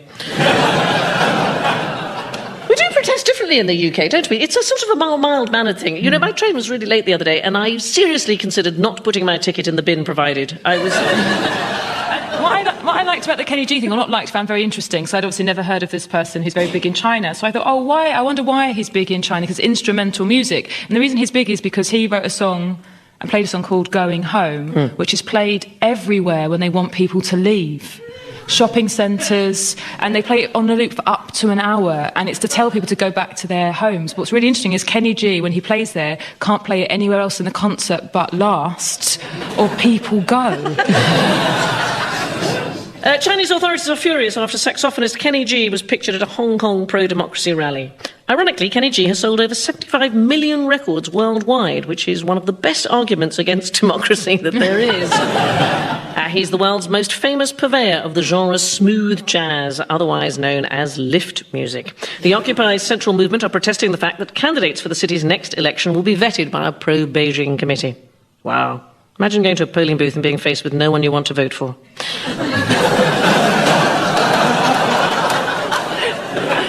Pasco, listen to this. Taxpayers' money, where does it go? Not even George Osborne knows. When we're in power and we engage, there'll be no tax on the minimum wage. Oh yes, when we take charge and the new Prime Minister is Farage, we can trade with the world again when Nigel is at number 10. Right, the reason this isn't funny is, number one, he's probably getting paid every time we play this, and it is an advert for UKIP. We paid 79 pence for that, and we're going to get the BBC's value for money. Pasco, which presenter, other than Mike Reid, was doctoring his career by horsing around? Oh, yes. This is a story about a urologist, I think he was, and he was calling in sick to work, or had several times said that he was ill, receiving sick pay and commentating on horse events, like jumping and racing. And first of all, I had real changing emotions with the story. First of all, I kind of read it and thought, no, people should follow their dream. He wants to be a horse commentator, and maybe that was the only time that he could do it. And they were like, we need you now. And it's like, well, I'm supposed to be urologising. Just come on. Okay, I'll tell them I'm sick and they'll get a substitute. And then he did it, but then I got really angry about it after that. I suddenly thought, no, this is really out of order. And it's very dangerous because he's taking part in something where they shoot the injured. And what if he goes back to work with the wrong ideas? And he got cystitis. I think he's just taking the piss. But if you're going to have, just a tiny bit of advice, right? I think if you're going to have a secret moonlighting job, don't get one on the telly. Surely the key to leading a successful double life is not going on television. This is why you don't see Lord Lucan on Strictly. Do you know what I'm saying? So you're saying that he should have been, his full-time job should be commentating on the horses, and his sideline should be a urologist? Yeah, that makes more sense. Yeah, I mean, I'm not against people having two jobs. I am starring in Snow White this Christmas. I say starring, there's 7 of us, but...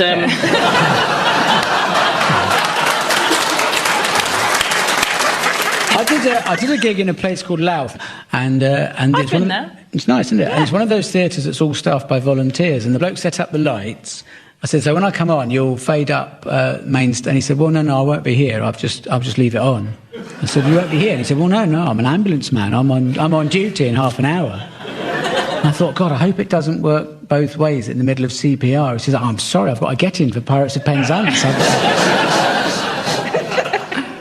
A doctor has been struck off after he took sick leave only to be spotted commentating on an international equestrian event. Dr. Ed Holloway lost his job at the Scunthorpe General Hospital Urology Department. Wow, how could anybody not be happy staying in Scunthorpe surrounded by other people's urine? Extraordinary. Now he's not a doctor anymore, he'll just be plain old Mr. Ed. He was caught out after a colleague recognised his voice on Sky TV's Horse and Country channel. That really is bad luck, working with what must be their only viewer. Holloway also hosted Radio Badminton during the badminton horse trials. If you want to know the result of the trials, well, it's that horses are rubbish at badminton. 2 points to Pascoe. Hardy, which DIY company is screwed? It's home base, isn't it? Yeah. People aren't doing DIY. Hurrah!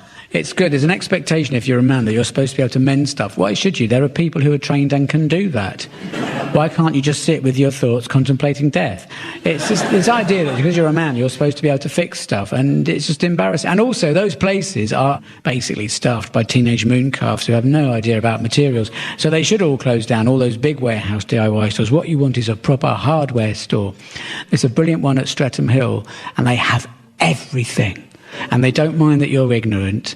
And you go in there and you say, I need something to get belly button fluff out of a jet engine. And they'll say, oh, you are a flange misconstruer. And you say, that's it, that's what I need. Yes, a flange misconstruer. They say, do you want 100th of a millionth of an inch or half a 100th of a millionth of an inch? And you say, oh, I don't know. Well, if you bring the jet engine, we'll have a look at it. And there's a lovely plumbing shop called Diamond. And you go in, and if you're like me, you say, have you got any of those long metal things that water goes? Your pipes. Yes, that's it, yeah. Yeah, that's it, mate. Oh, pipes, yeah, pipes. How many do you need? Oh, no, 1. And then you say, I don't know, I forgot to bring me a bit of paper. That's always your get out if you're not an alpha male. I forgot to bring me a bit of paper. I haven't got my readers on. I don't know, I can't remember. And then you say, oh, I'll go back and get me a bit of paper. And then you say, and by the way, do you happen to have a number for a plumber? And they say, well, call this bloke Tony, he's good. And you ring Tony, and he comes to your house, and he's got City and Guilds, and he mends stuff, and you're not putting him out of work. And you can sit there talking to him about Sartre or jelly, you know. Why should people be able to do stuff? What is wrong with just being unable to do most things?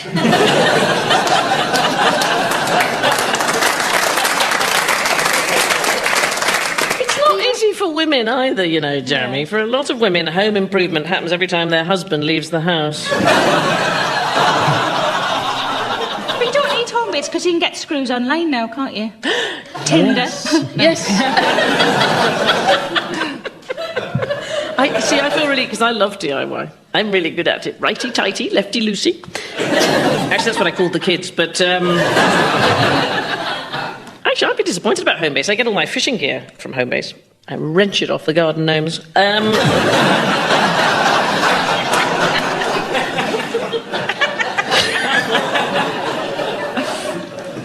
Homebase, one of Britain's biggest do-it-yourself chains, has blamed the rise of a generation less skilled in DIY for its decision to close a quarter of its stores. During the last housing boom, DIY stores did very well, although much of the money was spent fixing things done by Lawrence Llewellyn-Bowen. Managing Director Paul Loft is to step down. Is he a convert? They did say as well that they'd shelved the plans to do refits as well, which is harsh.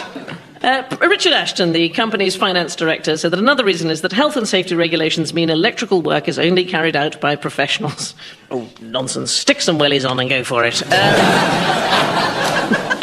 At the end of round twos, the scores are Sarah and Jeremy have got 8 points, but Hugo and Sarah have gone into the lead with 9.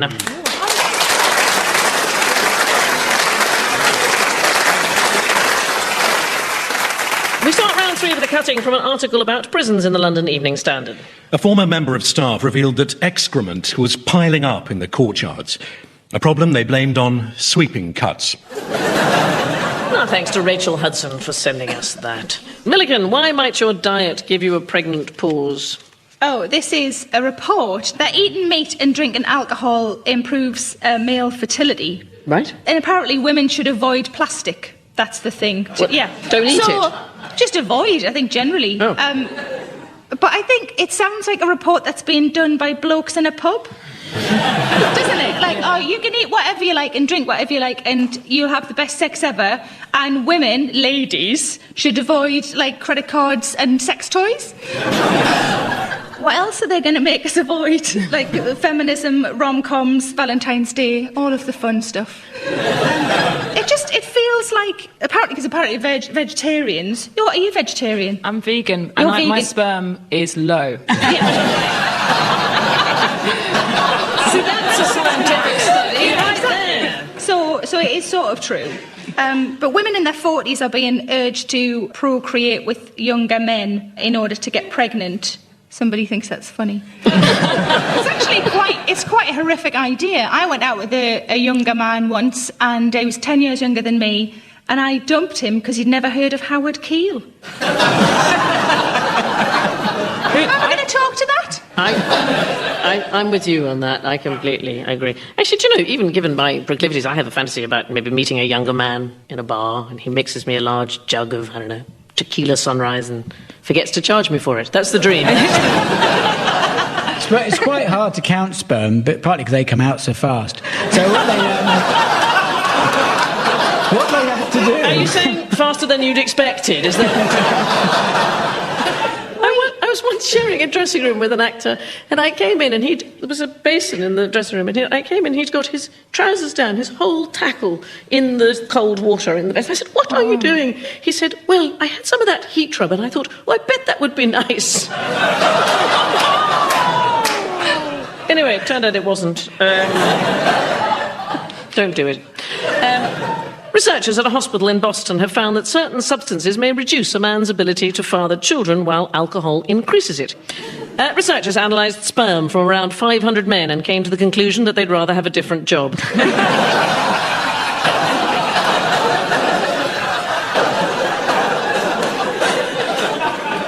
Oh, I've missed this show. Another study showed that eating meat can increase a man's fertility, which finally explains why barbecues are so full of wankers. The Independent reported that 8.4% of smokers had moderate to severe erectile dysfunction, although these figures may be wrong, as talking to a journalist from The Independent has that effect on me. 2 points to Milligan. Rifkin, why is oversharing your photobomb so 2014?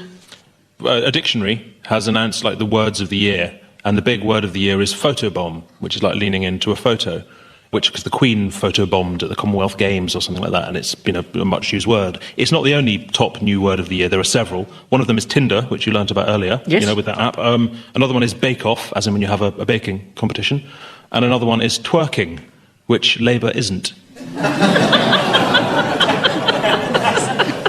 Very pleased with that. Wow, the one I liked was digital native. Which I think means you start a fire with an iPhone. I don't know.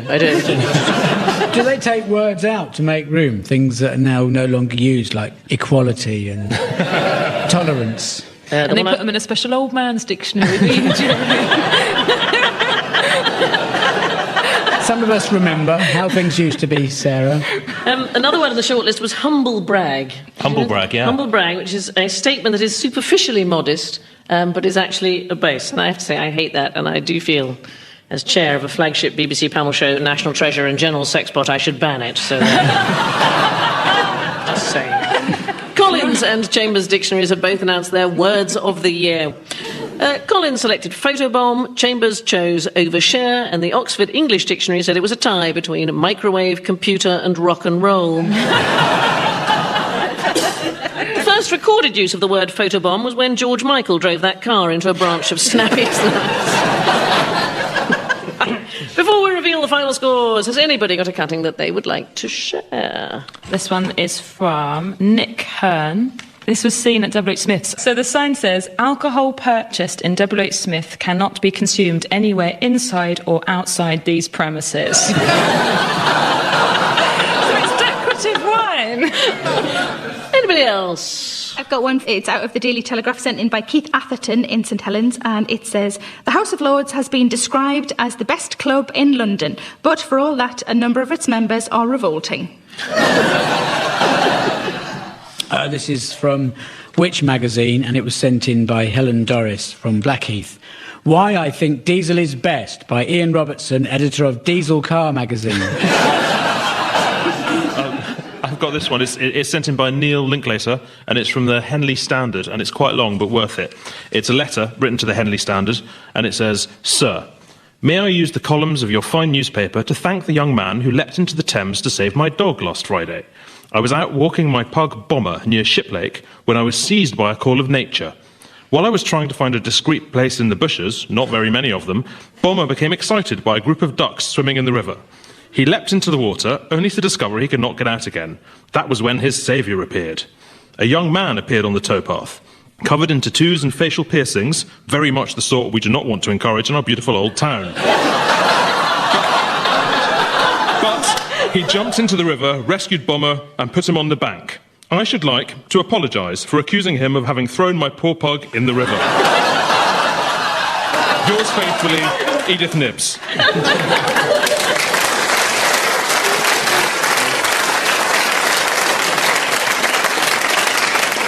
Let's take a look at the final score. Pascoe and Hardy have got 13 points, but this week's winners are Rifkin and Milliken with 14.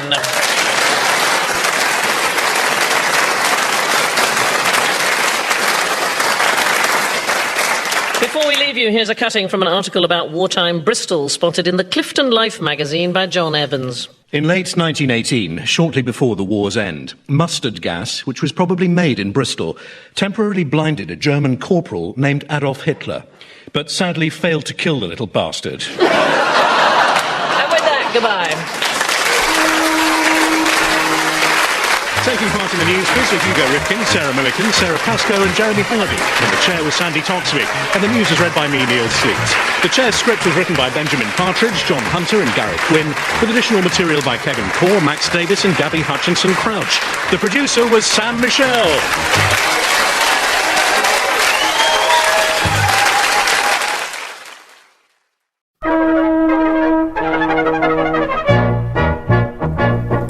We present the news quiz with your host, Sandi Toksvig.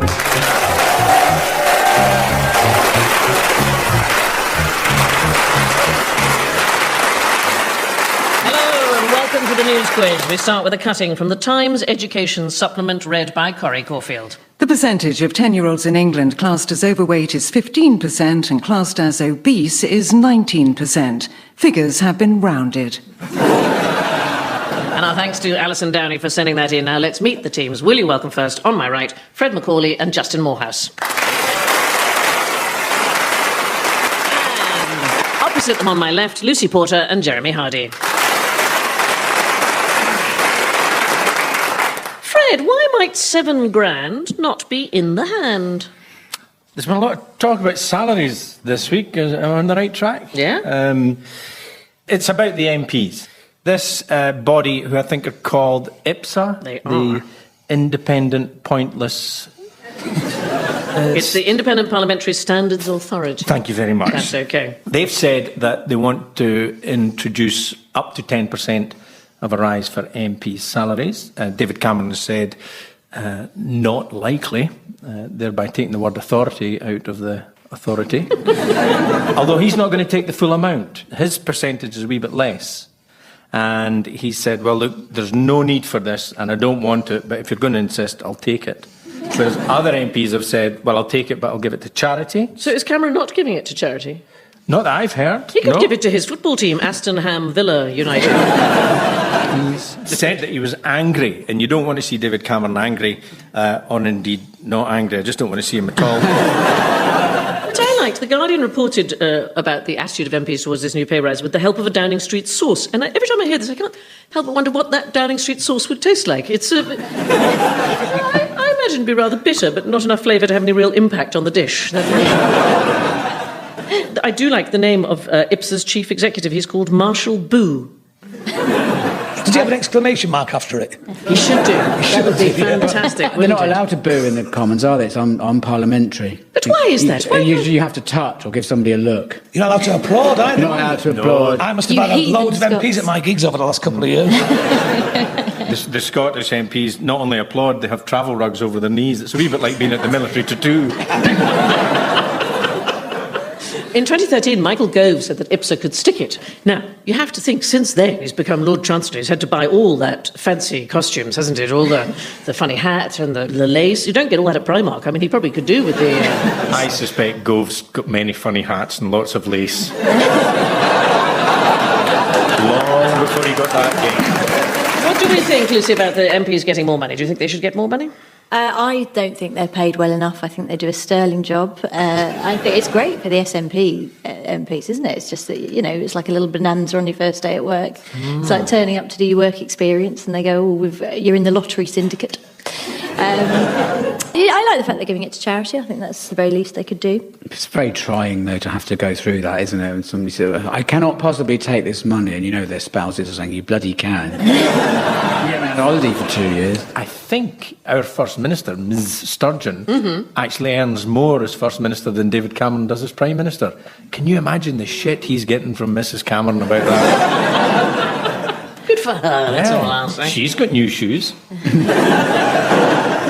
I've never looked at his shoes. What kind of shoes does he? Is he given to a brogue? I imagine he's a brogue man. No, they're what do they call them? They call them the blacksmith puts them on. They're the kind with no soul. We're off and running. David Cameron has written to IPSA, the Independent Parliamentary Standards Authority, to protest at their decision to award MPs a £7,000 pay rise. Cameron's initial reluctance to turn down the pay rise was seen as a move to keep his backbenchers on side. Yes, they must be furious he handed them a completely unexpected majority last month. MPs who oppose the rise have said they will give the money to charity, and for just £2 a month, you too can rehome a Scottish Labour MP. Critics have said that if politicians receive more money, they should reduce the number of MPs in the Commons, something the Lib Dems have already done to dramatic effect.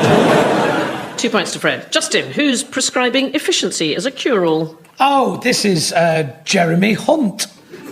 Jeremy Hunt's taken over the NHS, and it's the most remarkable thing I've ever heard Jeremy Hunt say, and he said some very remarkable things. He compared the Conservative Party to Nye Bevan. He said, we're going to look after the NHS like Nye Bevan did. That's like comparing Theresa May to Florence Nightingale or Jacob Rees-Mogg to a human being. It's just the weirdest thing. He said, basically, listen, NHS, you've got enough money. You just need to spend it a bit better. We're not going to give you any more, and that's it. And I spent some time in hospital recently. 4 weeks ago, I had an operation, and they have got enough money in the NHS because they're not spending it on the food. And they're not... Like £45 it cost me for a TV. I was in for 2 days. £45 and no Radio 4. That's the reaction I wanted. They don't want people to get depressed when they're already facing surgery. The problem with the NHS is, well, there's a couple of problems with the NHS is that if you ask anybody in this country will say the NHS is the greatest thing we've ever done, and most people will say yes. I've been saying this on stage a lot recently, except one bloke in Leeds last week. I said, anything this country's ever come up with better than the NHS? And he went, the Dyson. And there was a moment where the audience all went, they are good. They are. Is that the vacuum cleaner or the hand dryer? I hate a hand dryer. Do you? Why? Yeah. You put your hands in these things and the skin flaps about all over the place. I was having a wee in a restaurant lavatory in I'm glad you said Cambridge. lavatory. Yeah. In a soup.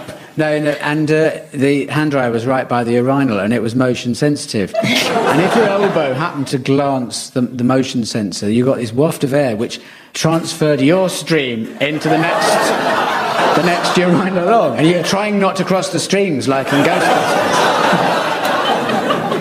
One of my sons was at a pub recently, and he went into the loo, and there was a guy standing splashing water on his light-coloured trousers, making a wet stain. He says, what on earth are you doing? He said, oh, this is going to get such a laugh. He said, come back out with me. And they walked back into the pub, and the bloke went, these Dyson urinals are hellish. It's gone everywhere. See, this guy was right, Leeds, wasn't he? Yeah, he was right. We're not talking about the NHS, we're talking about Dyson hand dryers. You do attack the NHS at your peril, because it is, as someone said, the closest thing we have to religion. Because in the run-up to the election, Farage said the NHS had nearly killed him, and we all just thought, self-defence.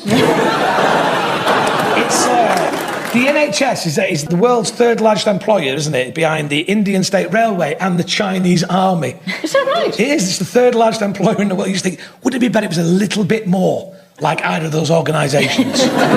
Well, the problem with the NHS as well is that it is largely, it's the temp budget, isn't it? 3.3 billion we're spending on temporary staff. And I've been a temp, and you really don't put your back into it, do you? Do you know what I don't like in hospitals? They always have one room that's labelled the discharge room, and I just think... They've got to keep it somewhere, haven't they? I suppose so.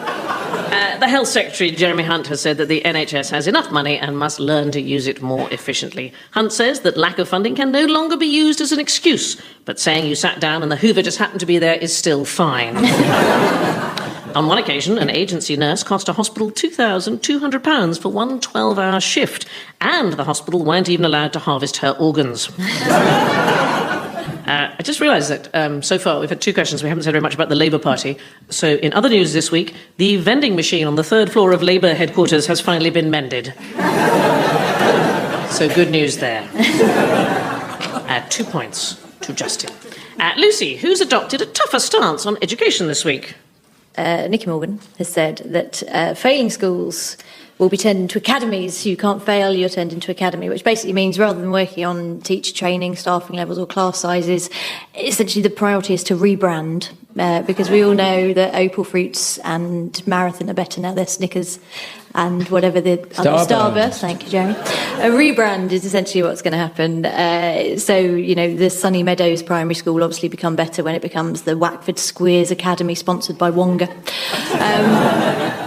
I will be honest with you, I have two children of school age, but I hadn't paid much attention to this, and I didn't realise that academies, basically they're chains, and they don't necessarily have to teach the national curriculum, and the Secretary of State can interfere in their admissions policy. So basically they can say no thickies, and all we will do is teach children from Disney's Frozen and Nick Jr.'s output. Oh, but see, I began to understand it because there's also the free schools, right, which are run by parents and charities, religious groups. So I sent my children to an Oxfam school.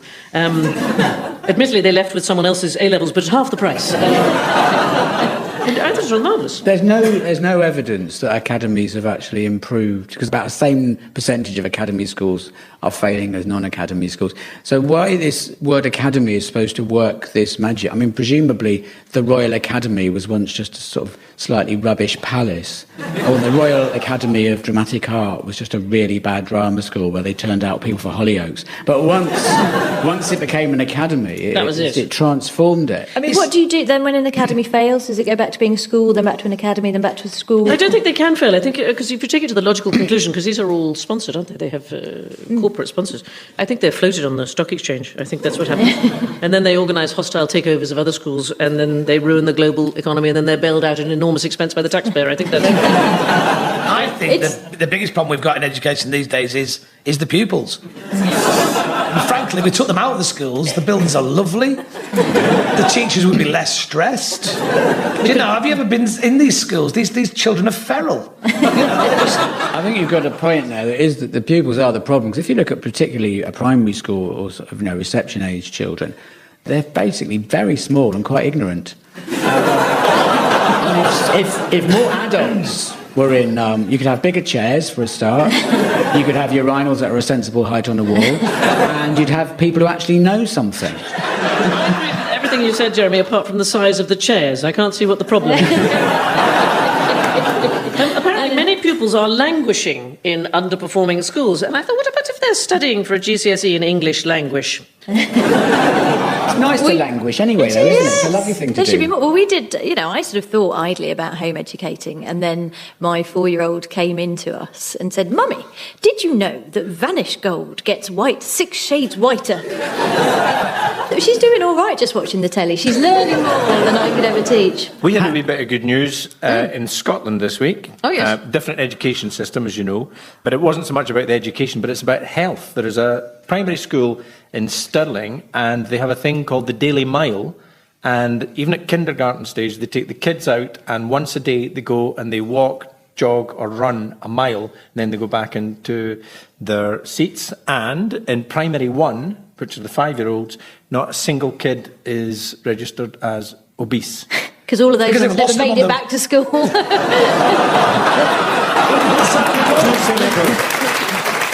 Education Secretary Nicky Morgan announced that 1,000 underperforming schools will be turned into academies under plans published in the Education and Adoption Bill. Academy sponsors include BAE Systems, Europe's biggest arms company, who want to take over a secondary school in Barrow, and that is just what we need, a comprehensive with an independent nuclear deterrent. In Labour news, does anybody have some headphones that Liz Kendall can borrow? Hers are broken. She wants to catch up on the Serial podcast. Help out there. 2 points to a man called Paul on attachment from Radio 2 today. Well done for that. Jeremy, whose arrests have been arrested?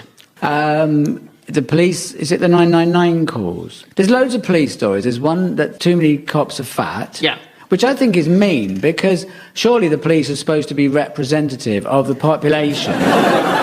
And quite a lot of people are fat. You don't want all these lean, skinny-looking, handsome, svelte people who look like fitness instructors strutting around with cap-sleeve T-shirts to show off their overly inflated arm muscles. You want a fat cop who's all like Frank Cannon. Is that the story? It was no, it isn't that one. But I liked stories. that the Metropolitan Police Commissioner Sir Bernard Hogan Howe said when you call for an assistance from a policeman, you don't want to see somebody waddling down the road. You thought, well, it depends whether he's bringing snacks or not. How do you do a stakeout without a load of donuts on the dashboard? That's the whole point of a stakeout. And also, one thing I do think about the police is I don't agree with them being short. You get these little ones now, and I want them to look. I'm 5'6". I want to be impressed by, and now a policeman can be my height. And the ones I think are most ridiculous are those little community ones. Do you know that just bimble around and they've got no powers and they're only allowed to carry sort of TCP and blue tack. They've got all of these pouches on a waistcoat, and one of them's got a sewing kit. Did you know about this thing? They have a fitness test called the bleep test. Did you know about the bleep test? I didn't know what it sounds like. You've got to run between 2 cones without saying anything racist. I have no idea. You have to run 15 metres. Right. And then once you finish the 15 metres, they put a heart monitor on you. And if it goes bleep, you're still alive and you get another year. You're being very unfair, though, I think, Jeremy, on the short police officers, because you need someone who can go undercover in the failing primary schools. Yes. And if there's ever been a murder at Weight Watchers, fat cop. Yeah. Is it that story, or is it one of the other It ones? wasn't that one, but I'm There's the enjoying one this. about only 22% of 999 calls are about crime. Well, it's all police call-outs between 2013 and 2014. Only 22% were crime-related. Yeah, but then they said, and the other ones were frippery, like suicides and car accidents. And you think, well, are you not supposed to call the police then if there's a road crash? I mean, I know people do make time-wasting calls to 999. In fact, the other day, I rang 999, asked for the police and said, what's the most trivial thing that anyone's ever rung rung up about. They were furious. I had a really terrifying and bizarre experience with the police once. I had got some stuff in storage, and it was in these large storage containers in a sort of industrial yard.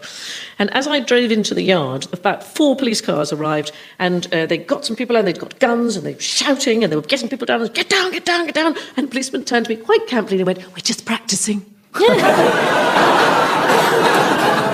It's sometimes hard to know who people should call. I mean, Graham Garden told me a story. The widow of a very famous actor who died in his sleep. The widow told Graham that she'd woken in the night and she'd found her husband had died, passed away beside her, and she thought, well, I can't call an ambulance because it's too late. And, and so she rang NHS Direct, and she said, I don't really know if you're the right people to speak to, but my husband has died in his sleep. And the operator said, not a problem.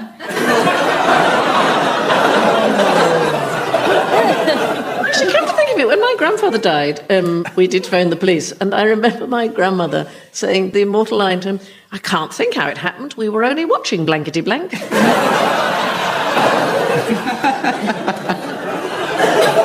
Which was duly written down. A report from the National Audit Office has found that only 22% of police call-outs between 2013 and 2014 were crime-related. Police time is taken up attending many non-criminal incidents, such as floods, protests, and watching suspects fall downstairs entirely of their own accord. The National Audit Office analysed 7.3 million separate police records, but could find no logical explanation for Sting's solo career. Also this week, the Commissioner of the Met Police, Sir Bernard Hogan-Howe, has said the increasing number of police officers are unfit. Sir Bernard wants to improve the annual police fitness test. If you can't run faster than Andrew Mitchell can cycle, you're out. In Labour news, Dress Down Friday has been cancelled due to lack of interest. At the end of round 1, the scores are Fred and Justin have got 4 points, but so too have Lucy and Jeremy.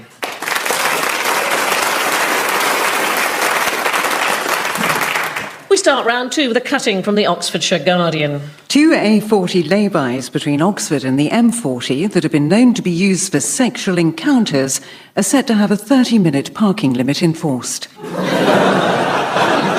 That'll sort that. Our thanks to D. Waitman for sending us that. Justin, who has given himself the red card. Oh, this is the unbelievable story. It came from nowhere. I'm almost beggars belief saying it out loud that it turns out that FIFA may be corrupt. Loads of people got arrested, and Sepp Blatter said, well, it's terrible, so I've been the boss of this organisation for most of the time it's been corrupt, so I should be the one to sort it out, so vote for me. And they did. Who would have believed these tiny, impoverished nations that had been part of a cabal would vote for the man who'd made them rich over the past 25 years? I couldn't believe it. Extraordinary. And then it's got a bit worse. By the time we hear the show, probably FIFA will be just doing netball. Basically, this guy in America, Chuck Blazer, couldn't be a more American name, could he? Chuck Blazer. I love Chuck Blazer. I'm slightly in love with him. He does sound like a wrestler. Yeah. Do you know what I mean? I'm part-time administrator in soccer ball and the Undertaker's tag team champion. So sounds like a sartorial instruction, doesn't it? Chuck Blazer. He skipped dessert would have been a better name for him. Toss waistcoat.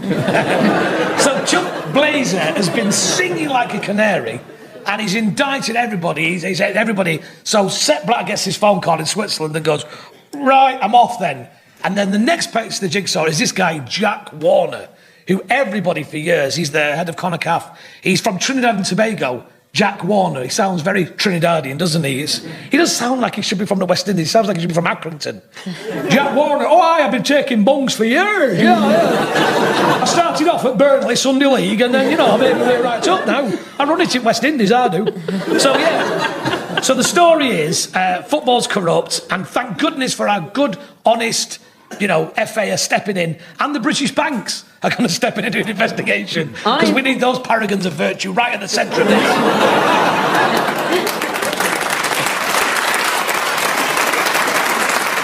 Are you interested, Lucy, in the football? Do you know, I have no interest in football at all. If I want to watch a load of sex offenders running around, I go to Thailand, frankly. I'm not at all.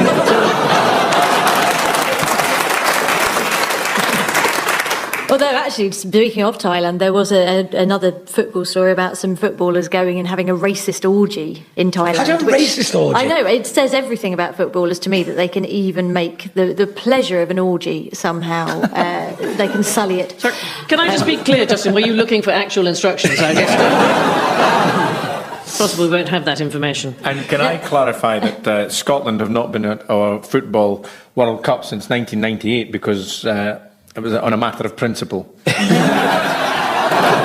principle that you have to score goals. What was extraordinary was after he resigned, he got a 10-minute standing ovation at a briefing to FIFA staff to update them on his position. I thought, see, that is what you get when you kick off a meeting with Nessun Dorma. That is what... That's the way to do it. That wasn't applause, he just stood up and that was all the money falling out of people's pockets. Just landing on the floor like that. I've been to Qatar and what a football town that is. Just... You know, who could forget the Qatar FA Cup of '83? Qatar Rovers versus Qatar City. And I can't remember who won, but football was the winner. It was the winner. There is something, this is a comedy programme, but there's something seriously wrong when the idea of Qatar not getting the World Cup is because of money now, not because thousands of people have died. Yeah. Sorry to bring it down. No. But it is. But I agree with you. Well, if I can lighten the mood a wee bit, I'll No, just no, remind you go mad. Scotland are playing Qatar at football very, very soon. And, No, the Scottish players have all got Qatar. You'd think they'd speak Flemish in Qatar, wouldn't you? Qatari, isn't it? Time to move on. Yes, this is the shocking news that Sepp Blatter is to resign as the president of World Football's governing body, FIFA, as reports emerge that he is, and hardly anyone can believe it, under investigation in the United States. The FBI became suspicious when the 2026 World Cup was awarded to the demilitarized zone between North and South Korea. His resignation speech lasted barely 4 minutes, of which 3 minutes were spent rolling around on the floor grasping his face. Blatter denied corruption before announcing that the 2026 World Cup would be hosted by Weatherspoons. It's unclear what the former president will do next, but as a famous football star with a history of stealing, he could be the new face of Walker's Crisps. 2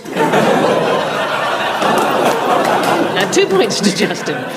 Fred, who's slowly walking to an early death. All of us.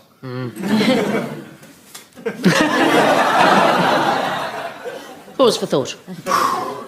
Yeah, you can do an online test. I did it. What age did it say? I said I was 58. And how old are you really? 58. I asked where I came from. I said Glasgow. And it said, bah. You're at it, mate. But yeah, there is a test. 3 times I tried it, and I got to about the 4th question, and it just said, Safari's closed down. And one of the pointers into whether you're going to survive 5 years or not is if you suffer from anxiety, which before this afternoon I didn't particularly, but now I do considerably. So it was weird. I mean, honestly, it's not that. They call it a quiz, isn't it? It's not really academic. Because one of the questions, this is absolute genuine, is, has a doctor ever told you that you have cancer? Now, I don't think that's all that scientific in terms of trying to work out whether you are likely to die within the next 5 years or not. I did all 13, and my health age is 48. And how old are you? 53. And it's great, isn't it? And so I've got a 1.7 chance of dying in the next 5 years, apparently. But one of the questions was, how fast do you walk? And I just walk very, very slowly, because I prefer walking slowly. Yeah, but also, it depends on the circumstances. How fast do you walk? Depends how near the buffet I am. Yeah. You know what I mean? I don't like to boast or anything, but I am 32, that's my IMDb entry. It's going to be adjusted now. That's going on my CV. Did you do the quiz? I've taken off 10 years. I lied. But they're asking the wrong questions, aren't they? Yes. They should be. Have you ever chain-eaten Wall's Magnums? That would be. How many orifices are you currently bleeding out of? Have you recently decided to testify about FIFA? You know. I don't want to brag, but I've just recently had a significant birthday. I finally caught up with my waist. Scientists have developed a 5-minute online test, including questions about car ownership and walking speed, which they claim can accurately determine someone's chance of surviving the next 5 years. The test questions involve lifestyle, family structure, and broad medical history. So broad, in fact, that the first question is, are you dead? There are 11 questions for women and 13 for men. The 2 extra questions for men are, do you measure your drinks in yards? And are you Nigel Farage?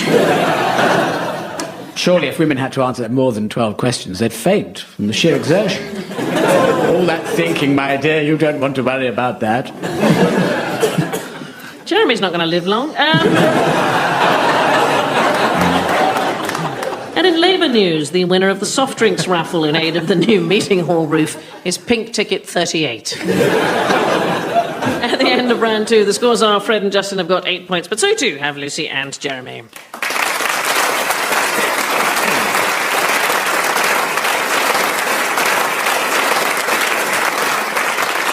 We start round 3 with a label from a pair of Mothercare's baby sunglasses. Not suitable for driving in twilight or at night. Thanks to Rob Green for sending us that. Justin, have a listen to this. Who let the dogs out? Who let the dogs out? Who let the dogs out? Who let the dogs out? Again, Radio 2. Justin, which TV show is in 2 dog houses this week? Well, this is what was being called the Britain's Got Talent dog scandal. Doggate. Doggate, yes. Which is stopping going upstairs. It's like a baby gate. It's Simon Cowell's Britain's Got Talent, which by now should have been sued under the Trade Description Act. So basically, what happened was Britain's Got Talent. Nobody in Britain was talented enough to win that. So a dog won it. This is what happened. You'd understand this because you like Radio 4 and The Archer. But a dog performed magic tricks or something, and it came out after it had won that they'd used the stunt double dog. Now, and people complained. There was also a magician on the show that sewed a woman in half. No one complained about that. Who has watched Britain's Got Talent and gone, hang on a minute, I have never been so hoodwinked in all my life. Pass me the phone, Donald, I'm ringing up. Now, I don't think people should be allowed to complain about that. I think I want to be in charge of the ITV complaints department. When someone rings up and says, I just complained about the stunt double dog, I just want to be on the phone going, yeah, mate, you voted for a dog. Mate, you voted for a dog to win £250,000. Mate, your opinions don't count. You're not allowed. But it's £250,000. How many diamond-encrusted collars does it? Well, 2, obviously, because there's 2 dogs. But it's the second time a dog has won. I've only watched it twice, and both times it's Britain's Got Dogs. It was a French dog. It wasn't even a British dog. What? Britain's Got Cheating French Dogs. Yeah, it was a dog called Matisse. And not only... Where's the phone, Donald? Not only did it use a stunt double for the tightrope section, it now turns out he didn't even paint still life with geraniums. So... To be fair, though, it wasn't like when they say it was a stunt double dog, it was another dog. It wasn't a little person dressed up as a dog. It's a tightrope walking dog, except it isn't, because it was a stunt double. And now it's going to be on the Royal Variety Show, is that right? Mm-hmm. Yeah. And I know the Queen is used to boredom, but watching a dog walking along a rope, I feel is going to push her to the limit. But it's all been a lie, because if you remember the dog that won before, it was a woman called Ashley Butler and her dog Pudsey. Mm-hmm. Not a dog at all, it's a one-eyed bear owned by Terry Wogan. And what I found out is at the end of every Children in Need, they slaughter and eat Pudsey. Like they did with Babe. I don't want to break any more hearts, but you know Bernie Clifton and the ostrich? What? It's his own legs. Has anybody watched Britain's Got... I don't often turn over to ITV in case I accidentally see Keith Lemon and have to throw my television into the sea.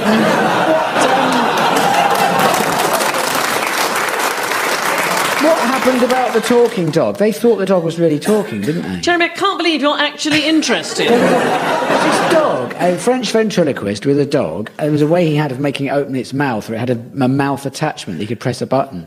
and they believed that it was an actual talking... I mean, you think, oh, God, and you don't expect Amanda Holden to be an Oxford Don, but you think she would grasp. There's something about Britain. Britain's got idiots. That's what it shows you. It's all very well for us to be snooty, but that dog got £250,000. Exactly.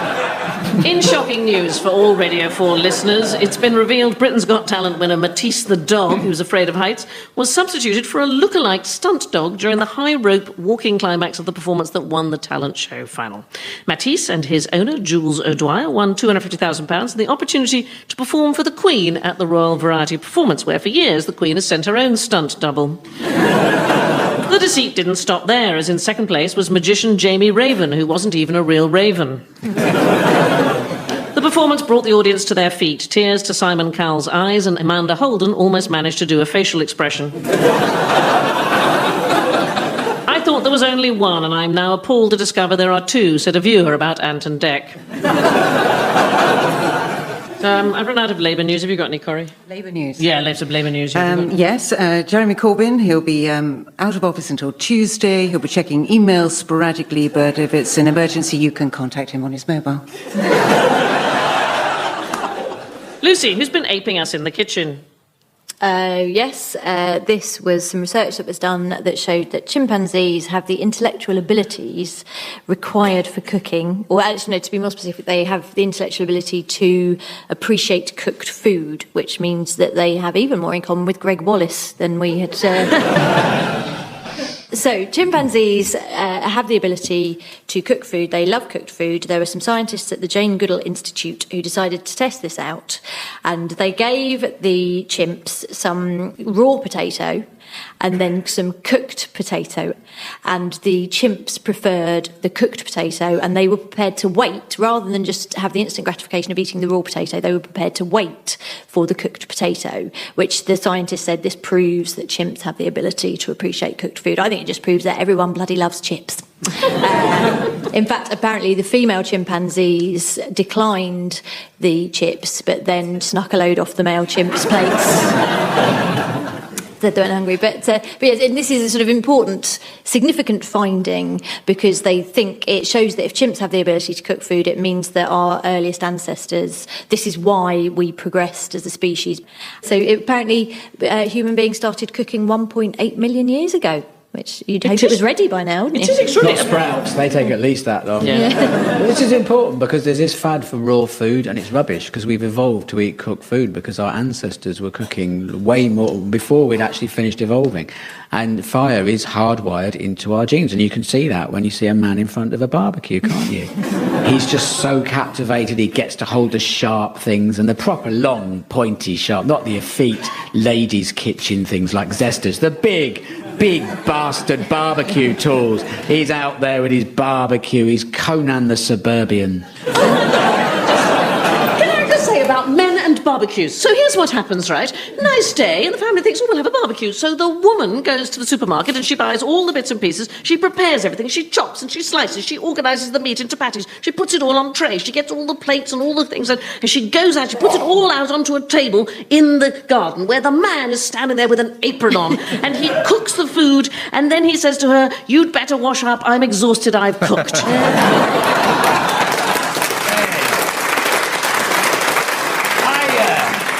I really like the idea that with chimps may cook, because it proves to me, finally, evolution. Because we've known for many years that they can brew up. Move a piano. Yeah. I do fear for next year's Great British Bake Off. Cheetah's Victoria Sponge was perfect, but he's thrown a jobby at Mary Berry. Scientists at Harvard University have discovered that chimps possess the intellectual abilities for cooking. In tests, the chimps chose cooked food 90% of the time. The other 10%, they had an urgent deadline and just had a sandwich at their desk. The ability to cook allowed our forebears to expand their diet and extract far more calories, freeing up time for technological ingenuity, so that we could evolve and produce the Stairmaster to burn off those extra calories. We had hoped for an official statement from the chimps, but we could only talk to the organ grinder. 2 points to Lucy. Jeremy, who's been banged to rights? Banged? Oh, OK. That's quite rude. Yes. Potty mouth. There's a lady in Birmingham called Kim Whale, obviously, and she got arrested. There was an ASBO because she had been having very noisy sex and it was annoying the whole neighbourhood. And so she had an ASBO telling her to keep, or her husband to keep it down, I suppose. And you know, clearly she's enjoying herself. She's being loud. She is. I find it hard to talk about sex. I'm awkward about it, but she's having an orgasm, and that goes to show that the Birmingham man, you know, has managed to find the secret things, you know. And I'll be honest with you, that's through years of negotiating the motorways around Birmingham. If you can get yourself to the cathedral off Queensway, you've done very well. Oh, darling, you've got right to the heart of my spaghetti junction. Left a bit. Hilton Park. There you go. My Smallbrook Queensway thrills to your touch. Turn around when possible. I think we might have just reinvented Mornington Crescent. You have arrived. I like the idea. I like the idea that you still think that there are secret things, which is very sweet. I just didn't want to say clitoris because my mum's listening. She's also got a lovely one of them growing up back fence.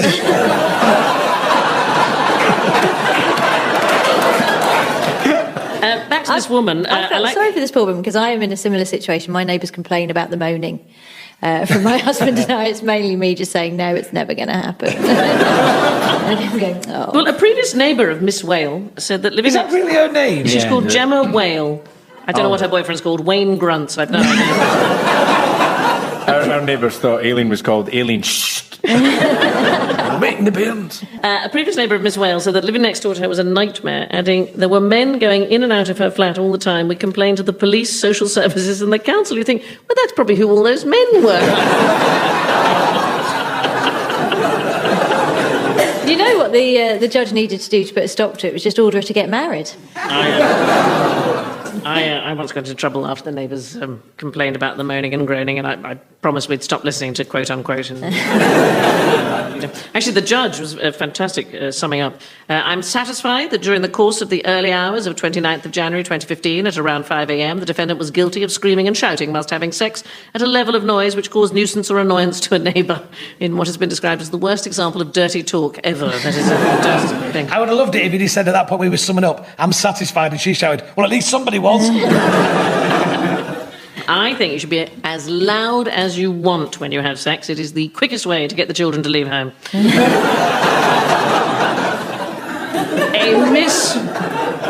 A Miss Whale of Birmingham has been jailed for 2 weeks after repeatedly having loud sex, breaking the conditions of her antisocial behaviour order. Loud sexual noises were heard coming... Oh, dear. Repeatedly and regularly from Miss Whale's flat, leading to numerous complaints from neighbours and a job as an advice columnist in the Daily Star. After she is released from prison, Miss Whale will only be allowed to return to the property to collect her possessions and presumably to wipe down everything else with bleach.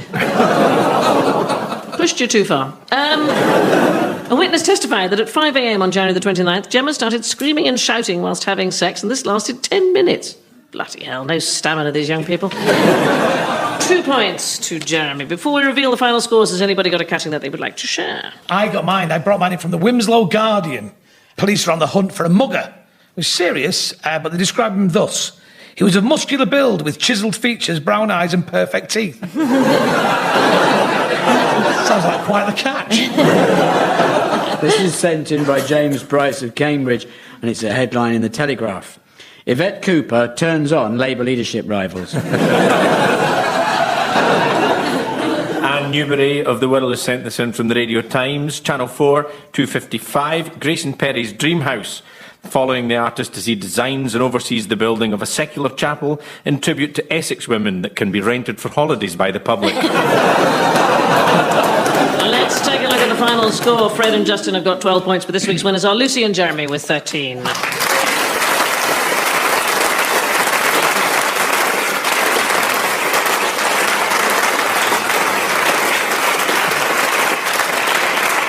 Before we leave you, here is a cutting from the Evening Standard sent in by Lee Pressman. Barbara Windsor said, "People don't know how talented Jim Dale is. They know him from falling down the stairs or staring at my boobs." The pair won Tony Awards for their work on Broadway. Can I just say we are dedicating this week's show to our friend and former panellist Charles Kennedy, who once said, "Politics is much too serious to be taken too seriously. Equally, there are many aspects of it so laughable as to be lamentable." And with that, goodbye.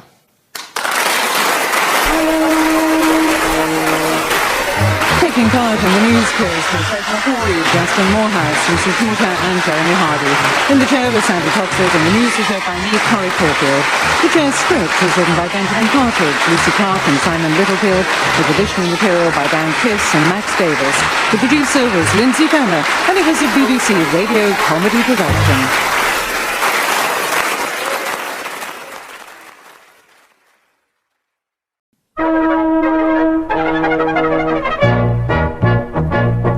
We present the news quiz with your host, Sandi Toksvig.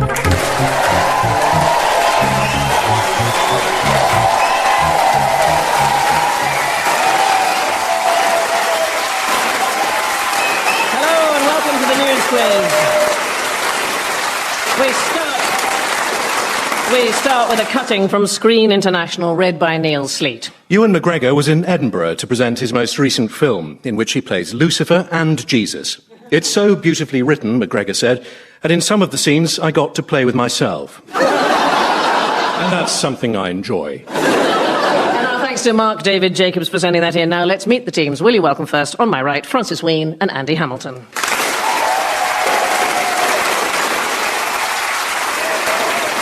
And opposite them on my left, Jeremy Hardy and Phil Jupiters.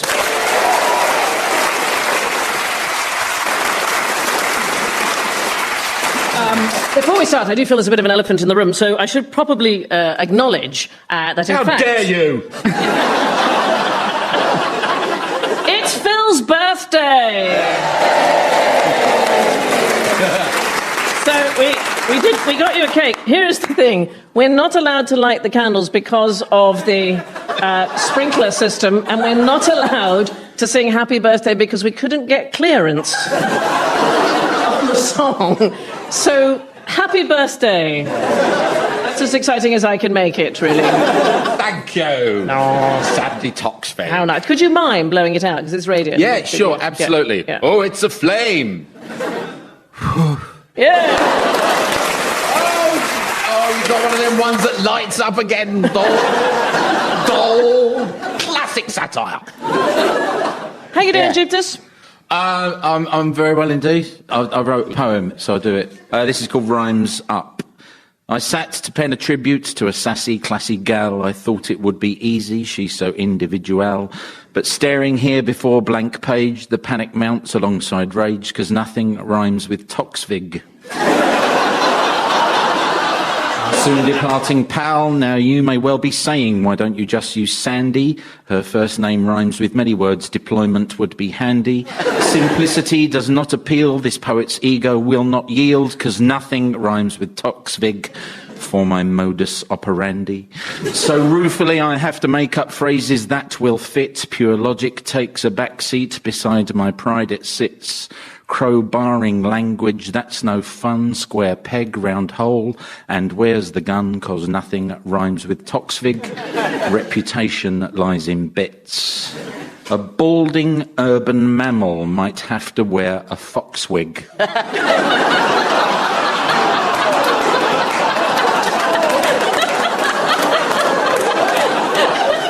A farmyard friend with frigid feet could be known as a socks pig. Jocks dig, rocks jig, sound so dense. Vox lig, pox rig, make no sense. 'Cause nothing rhymes with Toksvig except mad stuff like box fig. My poet's license was revoked because of verse so bleak. Can't even laugh with Sandi on the news quiz every week. We'll never hear her like again, 'cause there is nothing like a Dane. See, nothing rhymes with Toksvig, because she is unique.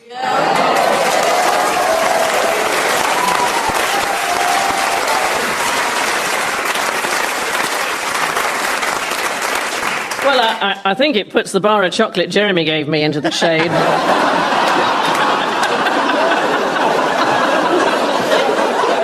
I can take it back if you don't want it. Was it on a sale or return? Was it Well, when he was at the counter, the bloke went, one of these, £2. How can he say no? Thank you, Phil. That was lovely. Andy, who's throwing a pro bono to the poor?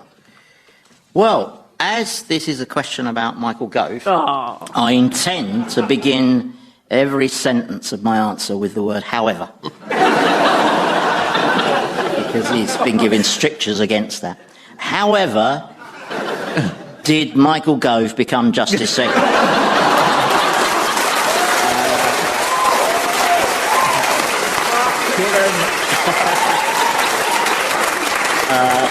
It's going to get harder now. Given what a disastrous job he did at education, and I think it's because he brings these radical agendas and determined approach, and so he went round lots of courtrooms in Southwark and Nottingham, and he sat in on legal proceedings, and he said that the legal system is failing the poor. You know, this government is so committed to getting justice for the poor that they can barely bring themselves to keep cutting legal aid. But anyway, and one of the he made various observations. One of them was that he thought that lawyers should do more work for free for poor clients, which is what they'll have to do. There's no legal aid anyway. But I thought basing a legal system purely around the charitable instincts of lawyers, I'm not sure that baby's going to fly. But I also thought, I mean, it's a little bit of an easy hit laying into lawyers, you know, politically. I mean, next week, apparently, he's giving a big speech attacking tax wardens? Traffic wardens. Oh, I like the idea of tax wardens. Do you know what? That's because for the first time, I've had a drink before I come on. I never normally do. And you see, I'm just not used to alcohol during traffic. He's got a knife. Careful, because I'm a fighting drunk after... Yeah, backstage we call him Shandy Hamilton. So anyway, he's basically he's been attacking the legal profession and saying that... I think he was saying it was very slow, which of course it is very slow. But I did jury service, and I noticed that the trial was very slow. But I noticed that often it was very slow because the judge was bending over backwards to be scrupulously fair. I think you've got to be careful about speeding it up, you know, about which stages of the legal process you jettison, because trials in North Korea are pretty quick. But, you know, however... I don't think he's proposing that. He did do... There were lots of words that he sent around saying that he didn't like. Apparently, civil servants should refrain from using the word unnecessary, which I suppose he hopes will stop them talking about his career. It's all about redefinition. If the problem is that it's the poor who are not getting justice, then we need to redefine. If you redefine the defendant as guilty, it saves a whole process. You don't have to get all those 12 blokes to argue with Henry Fonda for an hour and a half. But in a way, Jeremy, they did do that, because in the last government and the last bill that they passed in this regard, you have to pay £150 to plead guilty and £750 to plead not guilty. And people are pleading guilty because it's cheaper. I mean, there is one other thing that slows it up is there is an enormous amount of litigation now, and that, you know, just the sheer volume of cases. And a lot of it is probably as a result of those people who sort of pose as red-hot lawyers and who go on the telly and said, had an accident and it wasn't your fault, we'll get you the money you deserve. And I was thinking about this, I was thinking, well, if you're a really good lawyer, the advert should read, had an accident, it was your fault, we'll get you the money anyway. That's the lawyer you want, isn't it? Michael Gove, the gift to the news quiz that just keeps on giving, has used his first speech as Justice Secretary to outline proposals for reform to what he described as a two-nation justice system which fails those who aren't rich, including making lawyers do more pro bono work.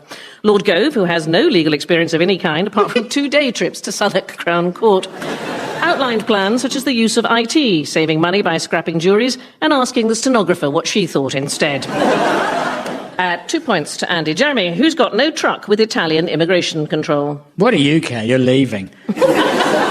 Never mind about us. Just go. Never mind that we'll be worried sick about you. Just go off and join your women's nagging party and have a high old time, why don't you? You know, we'll just be here We'll just be here waiting, thinking she'll be back. She won't get far. It's like when a 4-year-old runs away from home and they put a banana in a carrier bag and they make it as far as the post office and then come home. She won't. Anyway,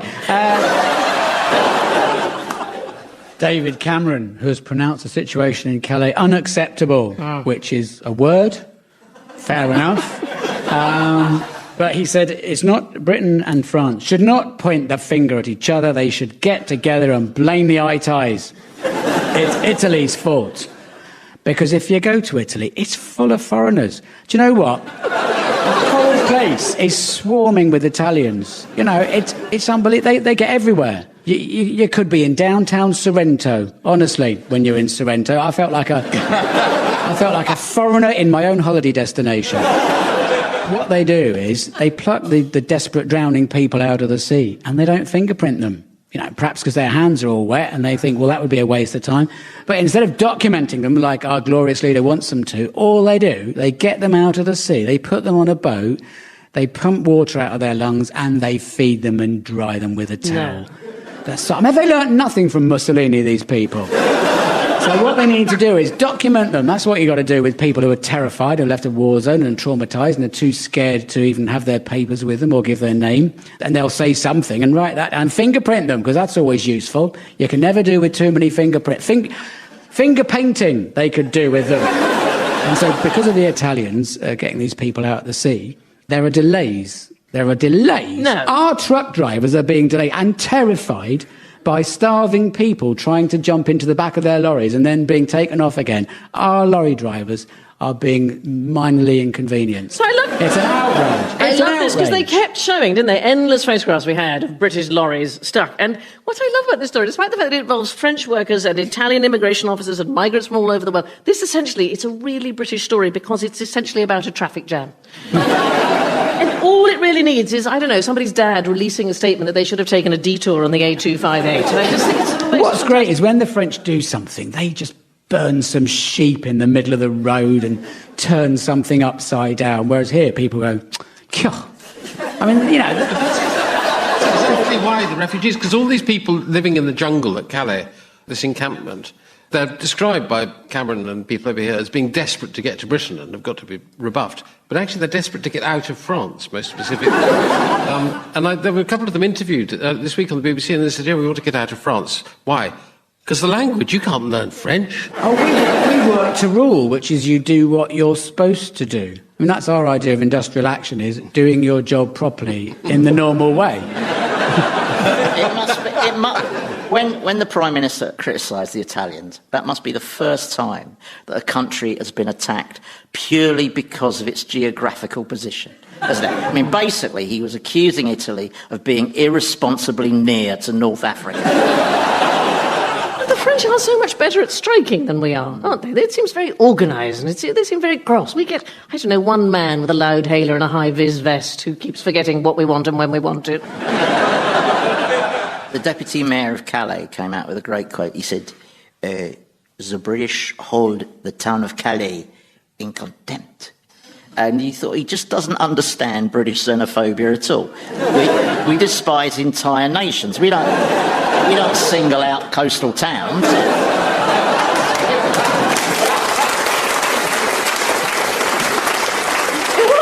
Really weird, though, seeing David Cameron defending the French. I thought, oh my God, it's like seeing Vladimir Putin in a pair of hot pants at the front of a pride march. It was really...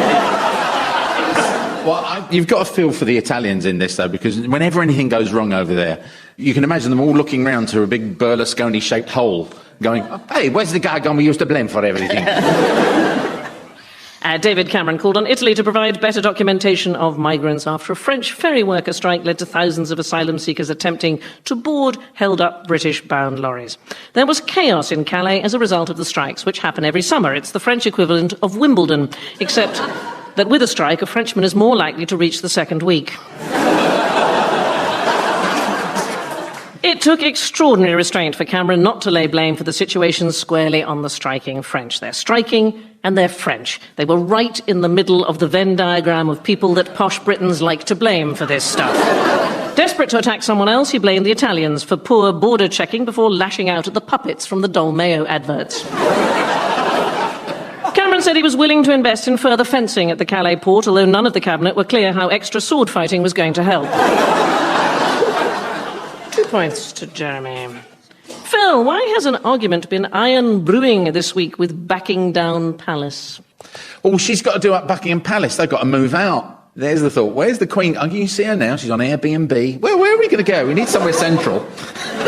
The dear old Queen Mum, she stayed throughout the Blitz. She didn't leave just because of the builders pulling asbestos out. No, the dear old Queen Mum, she stayed there. But what is the story? Do we know what the story is? Because otherwise I'm going to have to...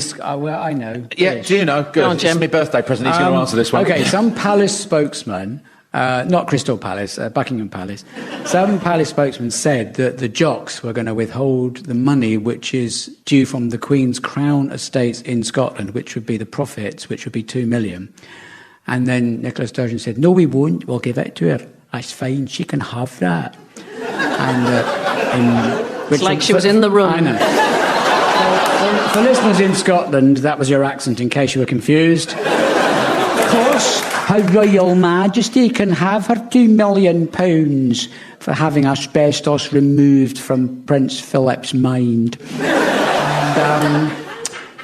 So some palace spokesman is in massive amount of trouble because he was trying to create a problem, and they said, no, we're ardent monarchists and huge fans of Trident and the English, and no one is more unionist than the SNP. I have to say, She's fantastic royalist, as apparently they all are, because in the run-up to the referendum last year, they were all saying, no, whatever happens, even if we're independent, we're going to carry on with the Queen. We're She's so the Queen royalist. of Scotland? Yeah. She said a thing, say, by hook or by crook, we all make sure the Queen gets her money. She's going to do this thing. It's like, remember the Pirates of Penzance? You remember the Pirates of Penzance, when these pirates kidnap these young ladies, and it's all ghastly, but then along come the police and say, we command you yield in Queen Victoria's name. And then these bloodthirsty Pirates of Penzance say, of course we have to yield, because it's in Queen Victoria's name, because for all our faults we love our Queen. Wasn't like that. And they give up. And Nicola Sturgeon is exactly like that. She's a Pirate of Penzance. I have to say, I didn't understand this. All I saw in the paper was rift between Queen and Nicola Sturgeon. I thought, well, she'll never replace Freddie Mercury. That's... No disrespect to Her Majesty, who's, 90, 89? She's 89. She's 89, same age as me dad. Now, my dad is a very, very bright man, but no way would I give him £2 million and expect him to do something sensible with it. He'd leave it somewhere, he'd go out and buy 2 million lottery tickets. But Jeremy, how demeaning, if they had withdrawn the money, to see an 89-year-old monarch trying to secure a payday loan from Wonga, right? Awful. But they're actually, the same week, they reported record profits for the Crown Estate. And then the story comes out that Buckingham Palace needs £180 million worth of work, mostly on the roof. And you think, how did they let it get in that state? What's she been doing with all that money? She's been feeding caviar to the corgis. Well, they say it's because of the asbestos. You think, she's 89, Philip's, 92? I mean, is the health risk of asbestos really going to be the thing that tips them over the edge?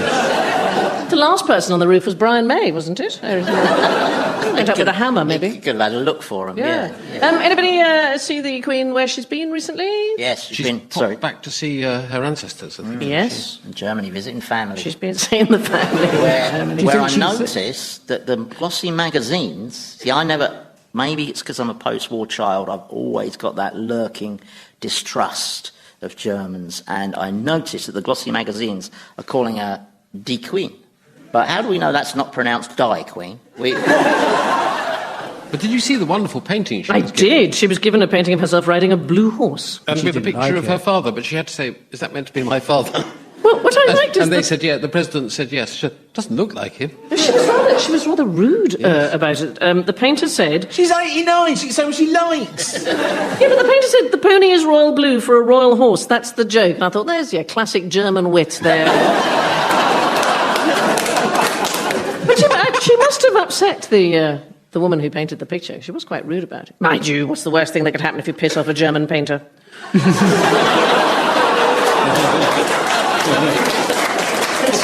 Here's something I discovered. Can someone explain to me why Prince Charles has got properties in Transylvania? Yes, he has, and Romania, he's got quite a lot in Romania that he rents out. Apparently you can go to his bed and breakfast. You literally can go and have bed and breakfast in Charlie's place in Romania. One bed and breakfast. Two bed and breakfast. I love to have property in Transylvania. The extraordinary number of people who turned out in Berlin. Wonderful people turned out in Berlin to see the Queen. Apparently she's very popular. There was a man called Mark Schultz, and he said, I've met Fiona Bruce, Anton Deck and Boris Johnson, but this was a real bucket list dream come true. Buckingham Palace has retracted its claim that the Scottish Government would cut the royal family's funding once it gains devolved control of the Crown Estate north of the border. The Queen is one of the biggest landowners in Scotland, behind the Burger King. The royal family owns swathes of farmland, the whole of Regent Street in London, and the entire UK seabed, and as a result are the only people in Britain allowed to eat a mermaid. The claims had come from Sir Alan Reid, the keeper of the Privy Purse, which is what the Queen calls her lady bits.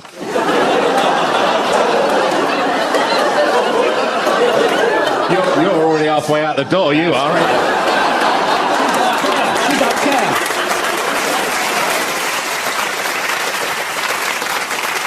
Francis, have a listen to this. So, Annie, but apparently that's by JZ. Wow. Have I upset you, Phil? No, but I adore you. Is Francis. he that chap who's married to a bouncy? Yes. I wish you and I were on Radio 1. I feel any way forward.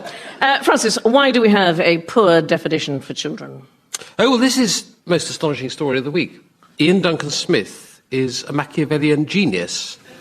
A few days ago, there were all these pieces in the papers and television saying that the government was about to have to announce new figures showing that child poverty had got worse for the first time in 10 years or more. And this was very embarrassing for Ian Duncan Smith. Then, at the same time, the Cabinet had met on Tuesday to discuss what to do about it, and they decided to redefine child poverty. That was what to do about it, so they wouldn't get into this pickle again. And so they're going ahead with it. And so, of course, you know, things say, yeah, well, he's only doing that because he doesn't like the facts. He can't face them, so they have to change the rules. You know, it's like standing on the bathroom scales and not liking what it says and throwing them out the window. Or in Duncan Smith's case, you know, looking in the shaving mirror every morning and smashing it because he doesn't like what he sees. He can't face the facts. And actually, if you look like Ian Duncan Smith, that is what you do with shaving mirrors every morning. Francis, I do know about these things. Like Costs a small fortune, but anyway. So there he was, ready to be torn to shreds by the Labour Party. Then on Thursday, to everyone's astonishment, the Office of National Statistics produced these figures, which Duncan Smith had known about for days, showing that child poverty hadn't actually got worse. The figures for child poverty had, if anything, gone down slightly. And there he was, looking immensely smug with himself, like a man who's got 83 shaving mirrors stacked up at home, ready. And he'd shot the Labour Party's fox, is how I think it's put in Westminster jargon. But I was a bit concerned that because there's going to be a child poverty action plan, isn't there? And I was very worried that the plan is going to be to privatise all our children. Then I thought, actually, Circo is a lovely girl's name. I think I blame Dickens. Okay. I think he gave us a very cliched idea of poverty, you know, because what you hear people saying is, oh, they're not poor. Look, he's got a mobile phone. But I should imagine people were saying the same thing around the time of Dickens, you know. Oh, they say they're poor, but look, that man can afford a cudgel. But you see, a Charles Dickens novel, that, to Michael Gove, that's a policy document.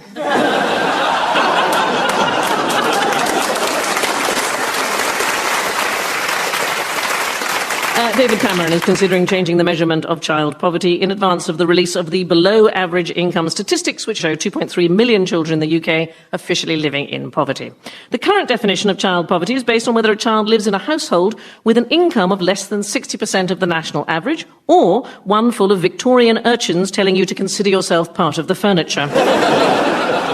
Cameron has said before that poverty is relative. Relative poverty, of course, being what Cameron calls his cousin Richard, who's a tree surgeon and rather tragically drives around in a second-hand Saab. At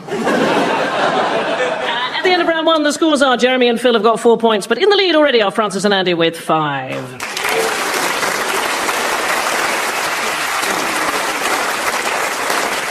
We start round two with a cutting from the RTE website. Men urged to look after their health during Men's Health Week. And our thanks to Liam Hayes for sending us that. Francis, why might nurses be making a home visit? Well, the Home Office, Theresa May, wants to chuck out economic migrants who come over here legally to work and better themselves. If they are not earning more than 35 grand after 6 years, she's going to expel them because she says she wants only the brightest and the best, which means the richest. And unfortunately, this turns out to include most of the nurses in the National Health Service. And so I think next April, when these rules go into force, she's going to chuck out over 3,000 nurses. And by 2020, she'll have chucked out about 30,000. You need to incentivise them to earn more money. Yes. Yeah. So the way they incentivise people on tax credits is take away the tax credits. So clearly what we need to do with these nurses is cut their wages, and then they'll be richer. I like some of the language. The chief executive of the Royal College of Nurses, Peter Carter, said that because of the immigration rules, trusts had to deliver services with both hands tied behind their backs. I thought, oh, that makes an appendectomy like bobbing for apples. Jolly. The Royal College of Nursing has warned that new rules for non-EU workers could cause chaos in the NHS. The proposals mean people who've been in the UK for more than 6 years and who earn less than £35,000 will be deported. Finally, the truth about me leaving the news quiz comes out.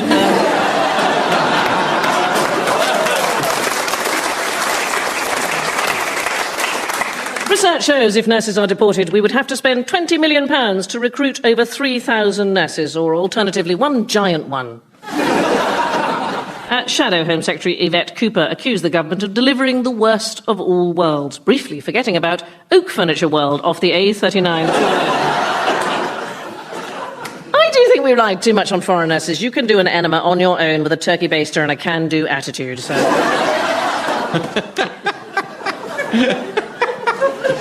There's your clip for Pick of the Week. 2 points to Francis. Andy, have a listen to this. Who's paying... It was nice. It was nice. Yes. Did you like it? Yeah. Oh, good. Like old times. Yeah, it's very nice. Sandy sings that in her head every week.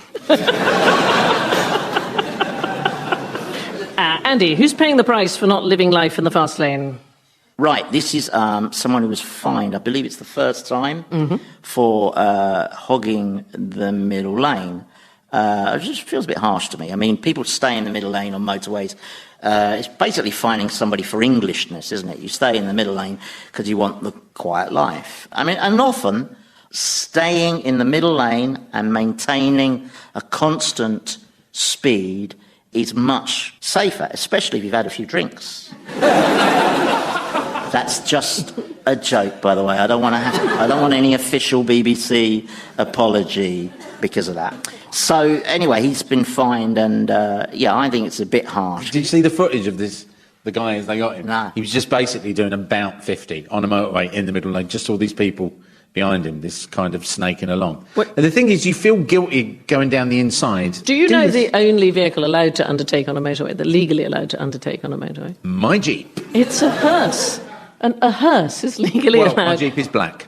But you'd know you were going slowly, wouldn't you, if you were undertaken by a hearse? I'm going a little Is that bit what on... they're called, undertakers?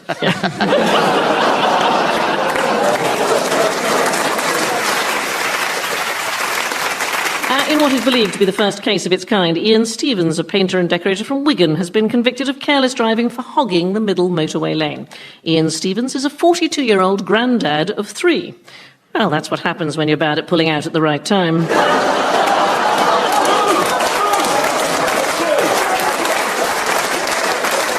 Halfway out the door, stuff that she would just never do any other time. This is outrageous. 9 years we've been waiting for this kind of gold, Sandy. Mr. Stevens was charged £940 for the offence, with no one surprised at the size of the bill for a painter and decorator going slower than necessary. Lane hogging was made illegal in 2013, and offenders can be punished with £100 on the spot fine or a sandwich from a wild bean cafe. 2 points to Andy. Jeremy, can you give me the skinny on why health problems could all be in the genes? A woman in Australia was cleaning out her friend's cupboards, which isn't a euphemism, and she was squatting, and she was wearing skinny jeans, and because she was kneeling or squatting, because I don't know why you would squat. You'd think you'd kneel rather than squat, wouldn't you? But she squatted, apparently.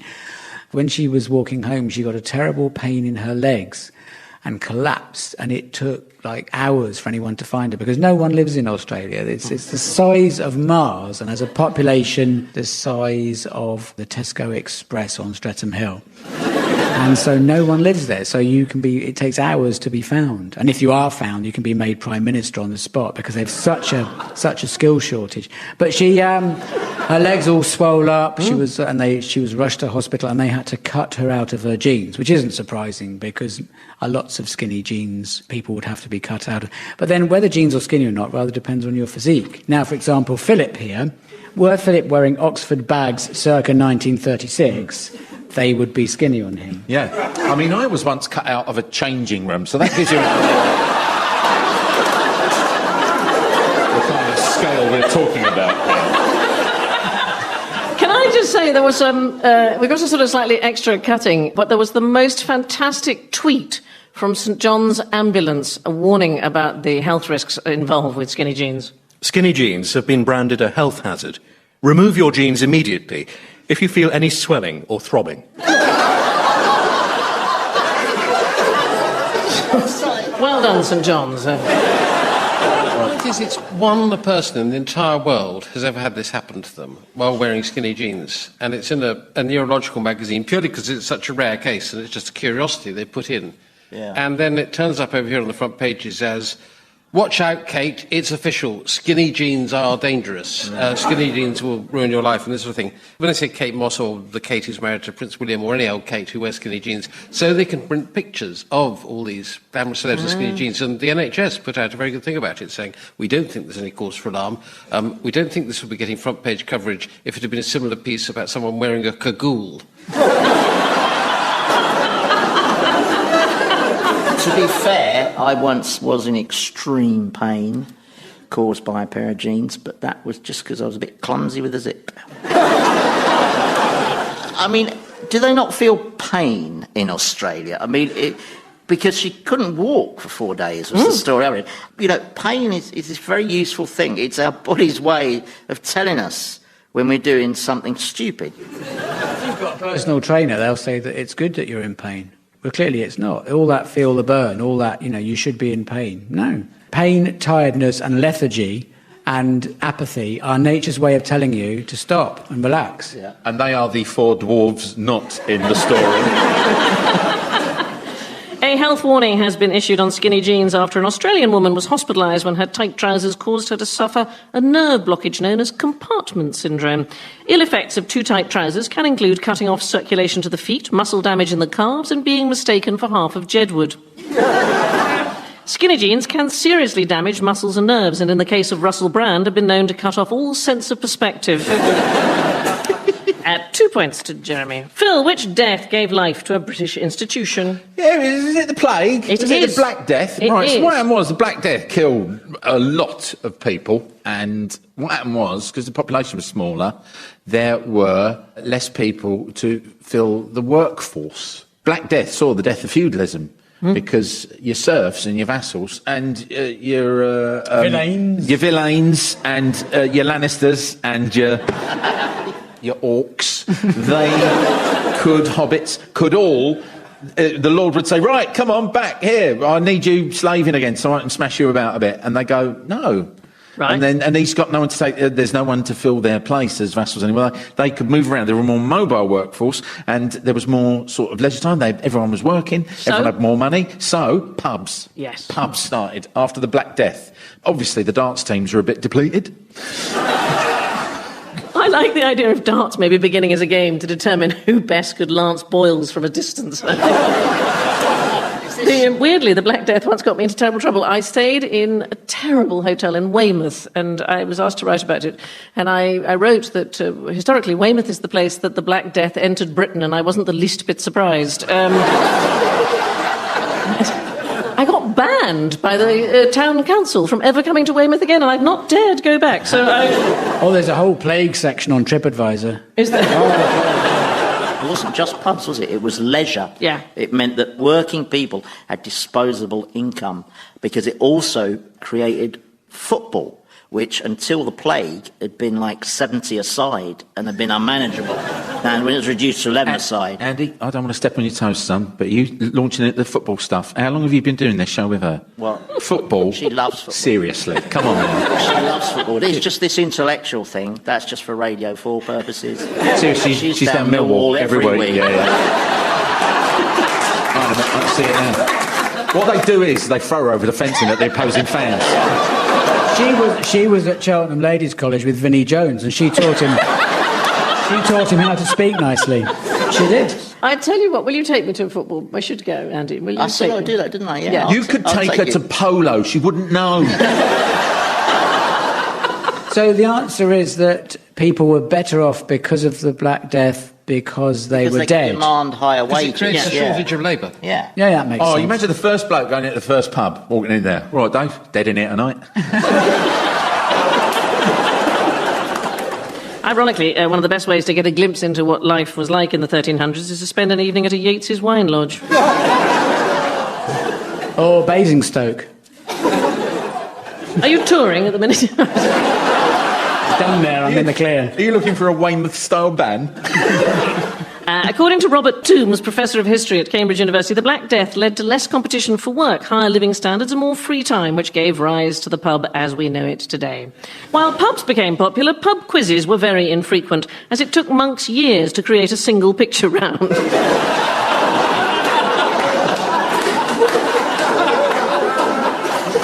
Before we reveal the final scores, has anybody got a cutting that they wish to share with me? I have, yes. Alan McGowan very kindly sent this in from the Aldershot News and Mail. The councillor said, when I go into Aldershot town centre in the morning, the whole place is covered in litter. Lots of half-finished glasses of lager and urine. I am indebted to Nicola Meshter, who has sent this one. It's on a recently bought new tyre gauge. Along with the instructions, it featured the sentence, push gauge onto valve and view the pressure reading. Then came the additional advice, the tyre gauge must not be used while the vehicle is moving. I am indebted to the Woolwich Building Society, and this was sent in by Paul Rothwell of Holmfirth. It's from BBC Sport website, and it's about the new Rangers manager, who I shall assume for the purposes of this is Scottish. I would say my strengths as manager are recruiting, improving people and getting the best out of them, said McCall immediately after the 6-1 aggregate defeat to his former club Motherwell. I don't actually have a cutting, Sandy, because I've been tasked by the producers to introduce a tribute to yourself, because you've chaired this programme so magnificently over so many years. And what many listeners at home won't realise, that you've done that despite being barely able to see over that desk. So now they're going to play in some recorded highlights of your tenure on the News Quiz. Everybody should start their day with Danish bacon. I've got a supplementary question that you might know, Alan. Why is it getting harder? Well, that's a bit condescending. I didn't mean to. Is it how old are you? At least I didn't say it very loud. All right, Alan. What? Sandy, Sandy, well, I'm gonna find Big Sandy, Sandy, well, I'm gonna find Big Sandy for a ride. Mollycoddled, that's a good word, isn't it? Mollycoddled. Well done for saying that. Thank you.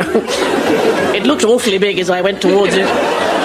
Oh, it's not about our common ancestor being tiny, very little feet and a very little brain. That's no way to talk about me. It isn't. And John Bercow, very small, and sits in the middle of Parliament's answer to Sandi Toksvig.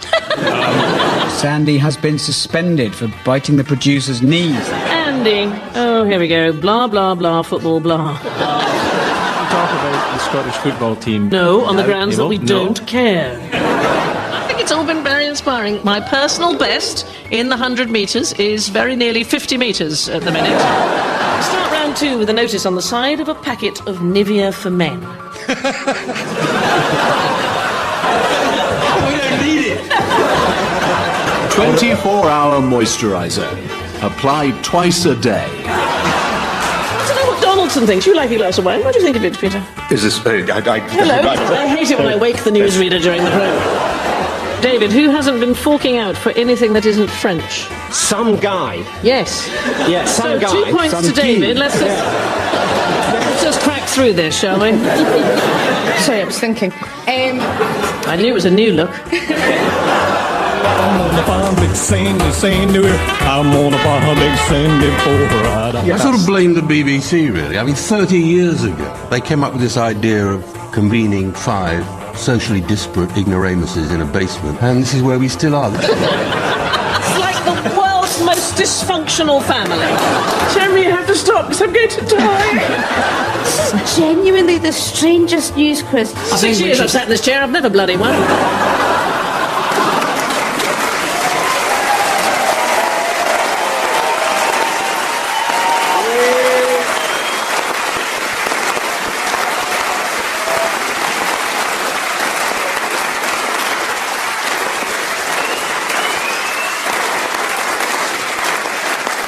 Let's take a look at the final score. Jeremy and Phil, I don't really care. Jeremy and Phil have got 12 points. This week's winners are Francis and Andy with 14.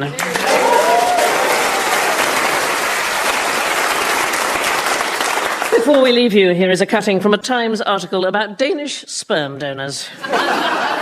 Jesper, a student, has been donating 2 or 3 times a week for a year at the Nordic Cryobank. I'm only 22, he said, so I plan to carry on donating as long as I can. There's no point pulling out now. And with that, for the very last time, goodbye. Taking part in the news quiz were Francis Green, Andy Hamilton, Jeremy Hardy and Phil Dupertis.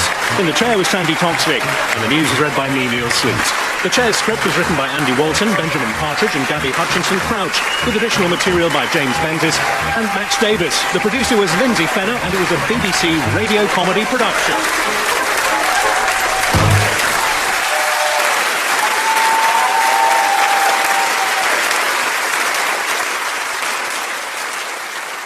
As you might know, that was my last news quiz as chair. But if you can't bring yourself to say goodbye just yet, you can watch a video of me and my guests in action by going to bbc.co.uk/Radio 4 and clicking on highlights. Radio with pictures. What will they think of next?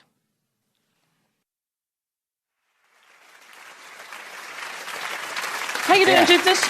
I'm very well indeed. I wrote a poem, so I'll do it. This is called Rhymes Up. I sat to pen a tribute to a sassy, classy gal. I thought it would be easy, she's so individual. But staring here before a blank page, the panic mounts alongside rage, 'cause nothing rhymes with Toksvig. Soon departing pal, now you may well be saying, why don't you just use Sandi? Her first name rhymes with many words, deployment would be handy. Simplicity does not appeal, this poet's ego will not yield, 'cause nothing rhymes with Toksvig for my modus operandi. So ruefully I have to make up phrases that will fit. Pure logic takes a backseat, beside my pride it sits. Crowbarring language, that's no fun. Square peg, round hole, and where's the gun? 'Cause nothing rhymes with Toksvig. Reputation lies in bits. A balding urban mammal might have to wear a fox wig.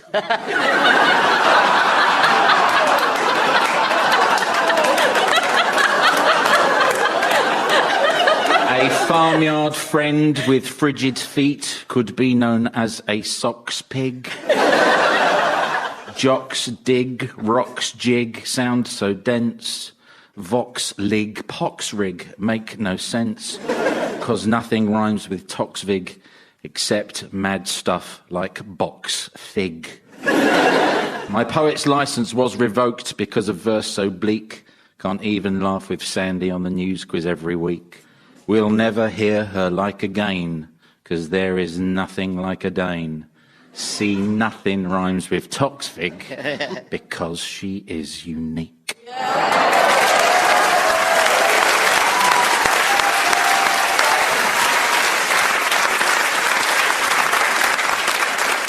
Well, I think it puts the bar of chocolate Jeremy gave me into the shade.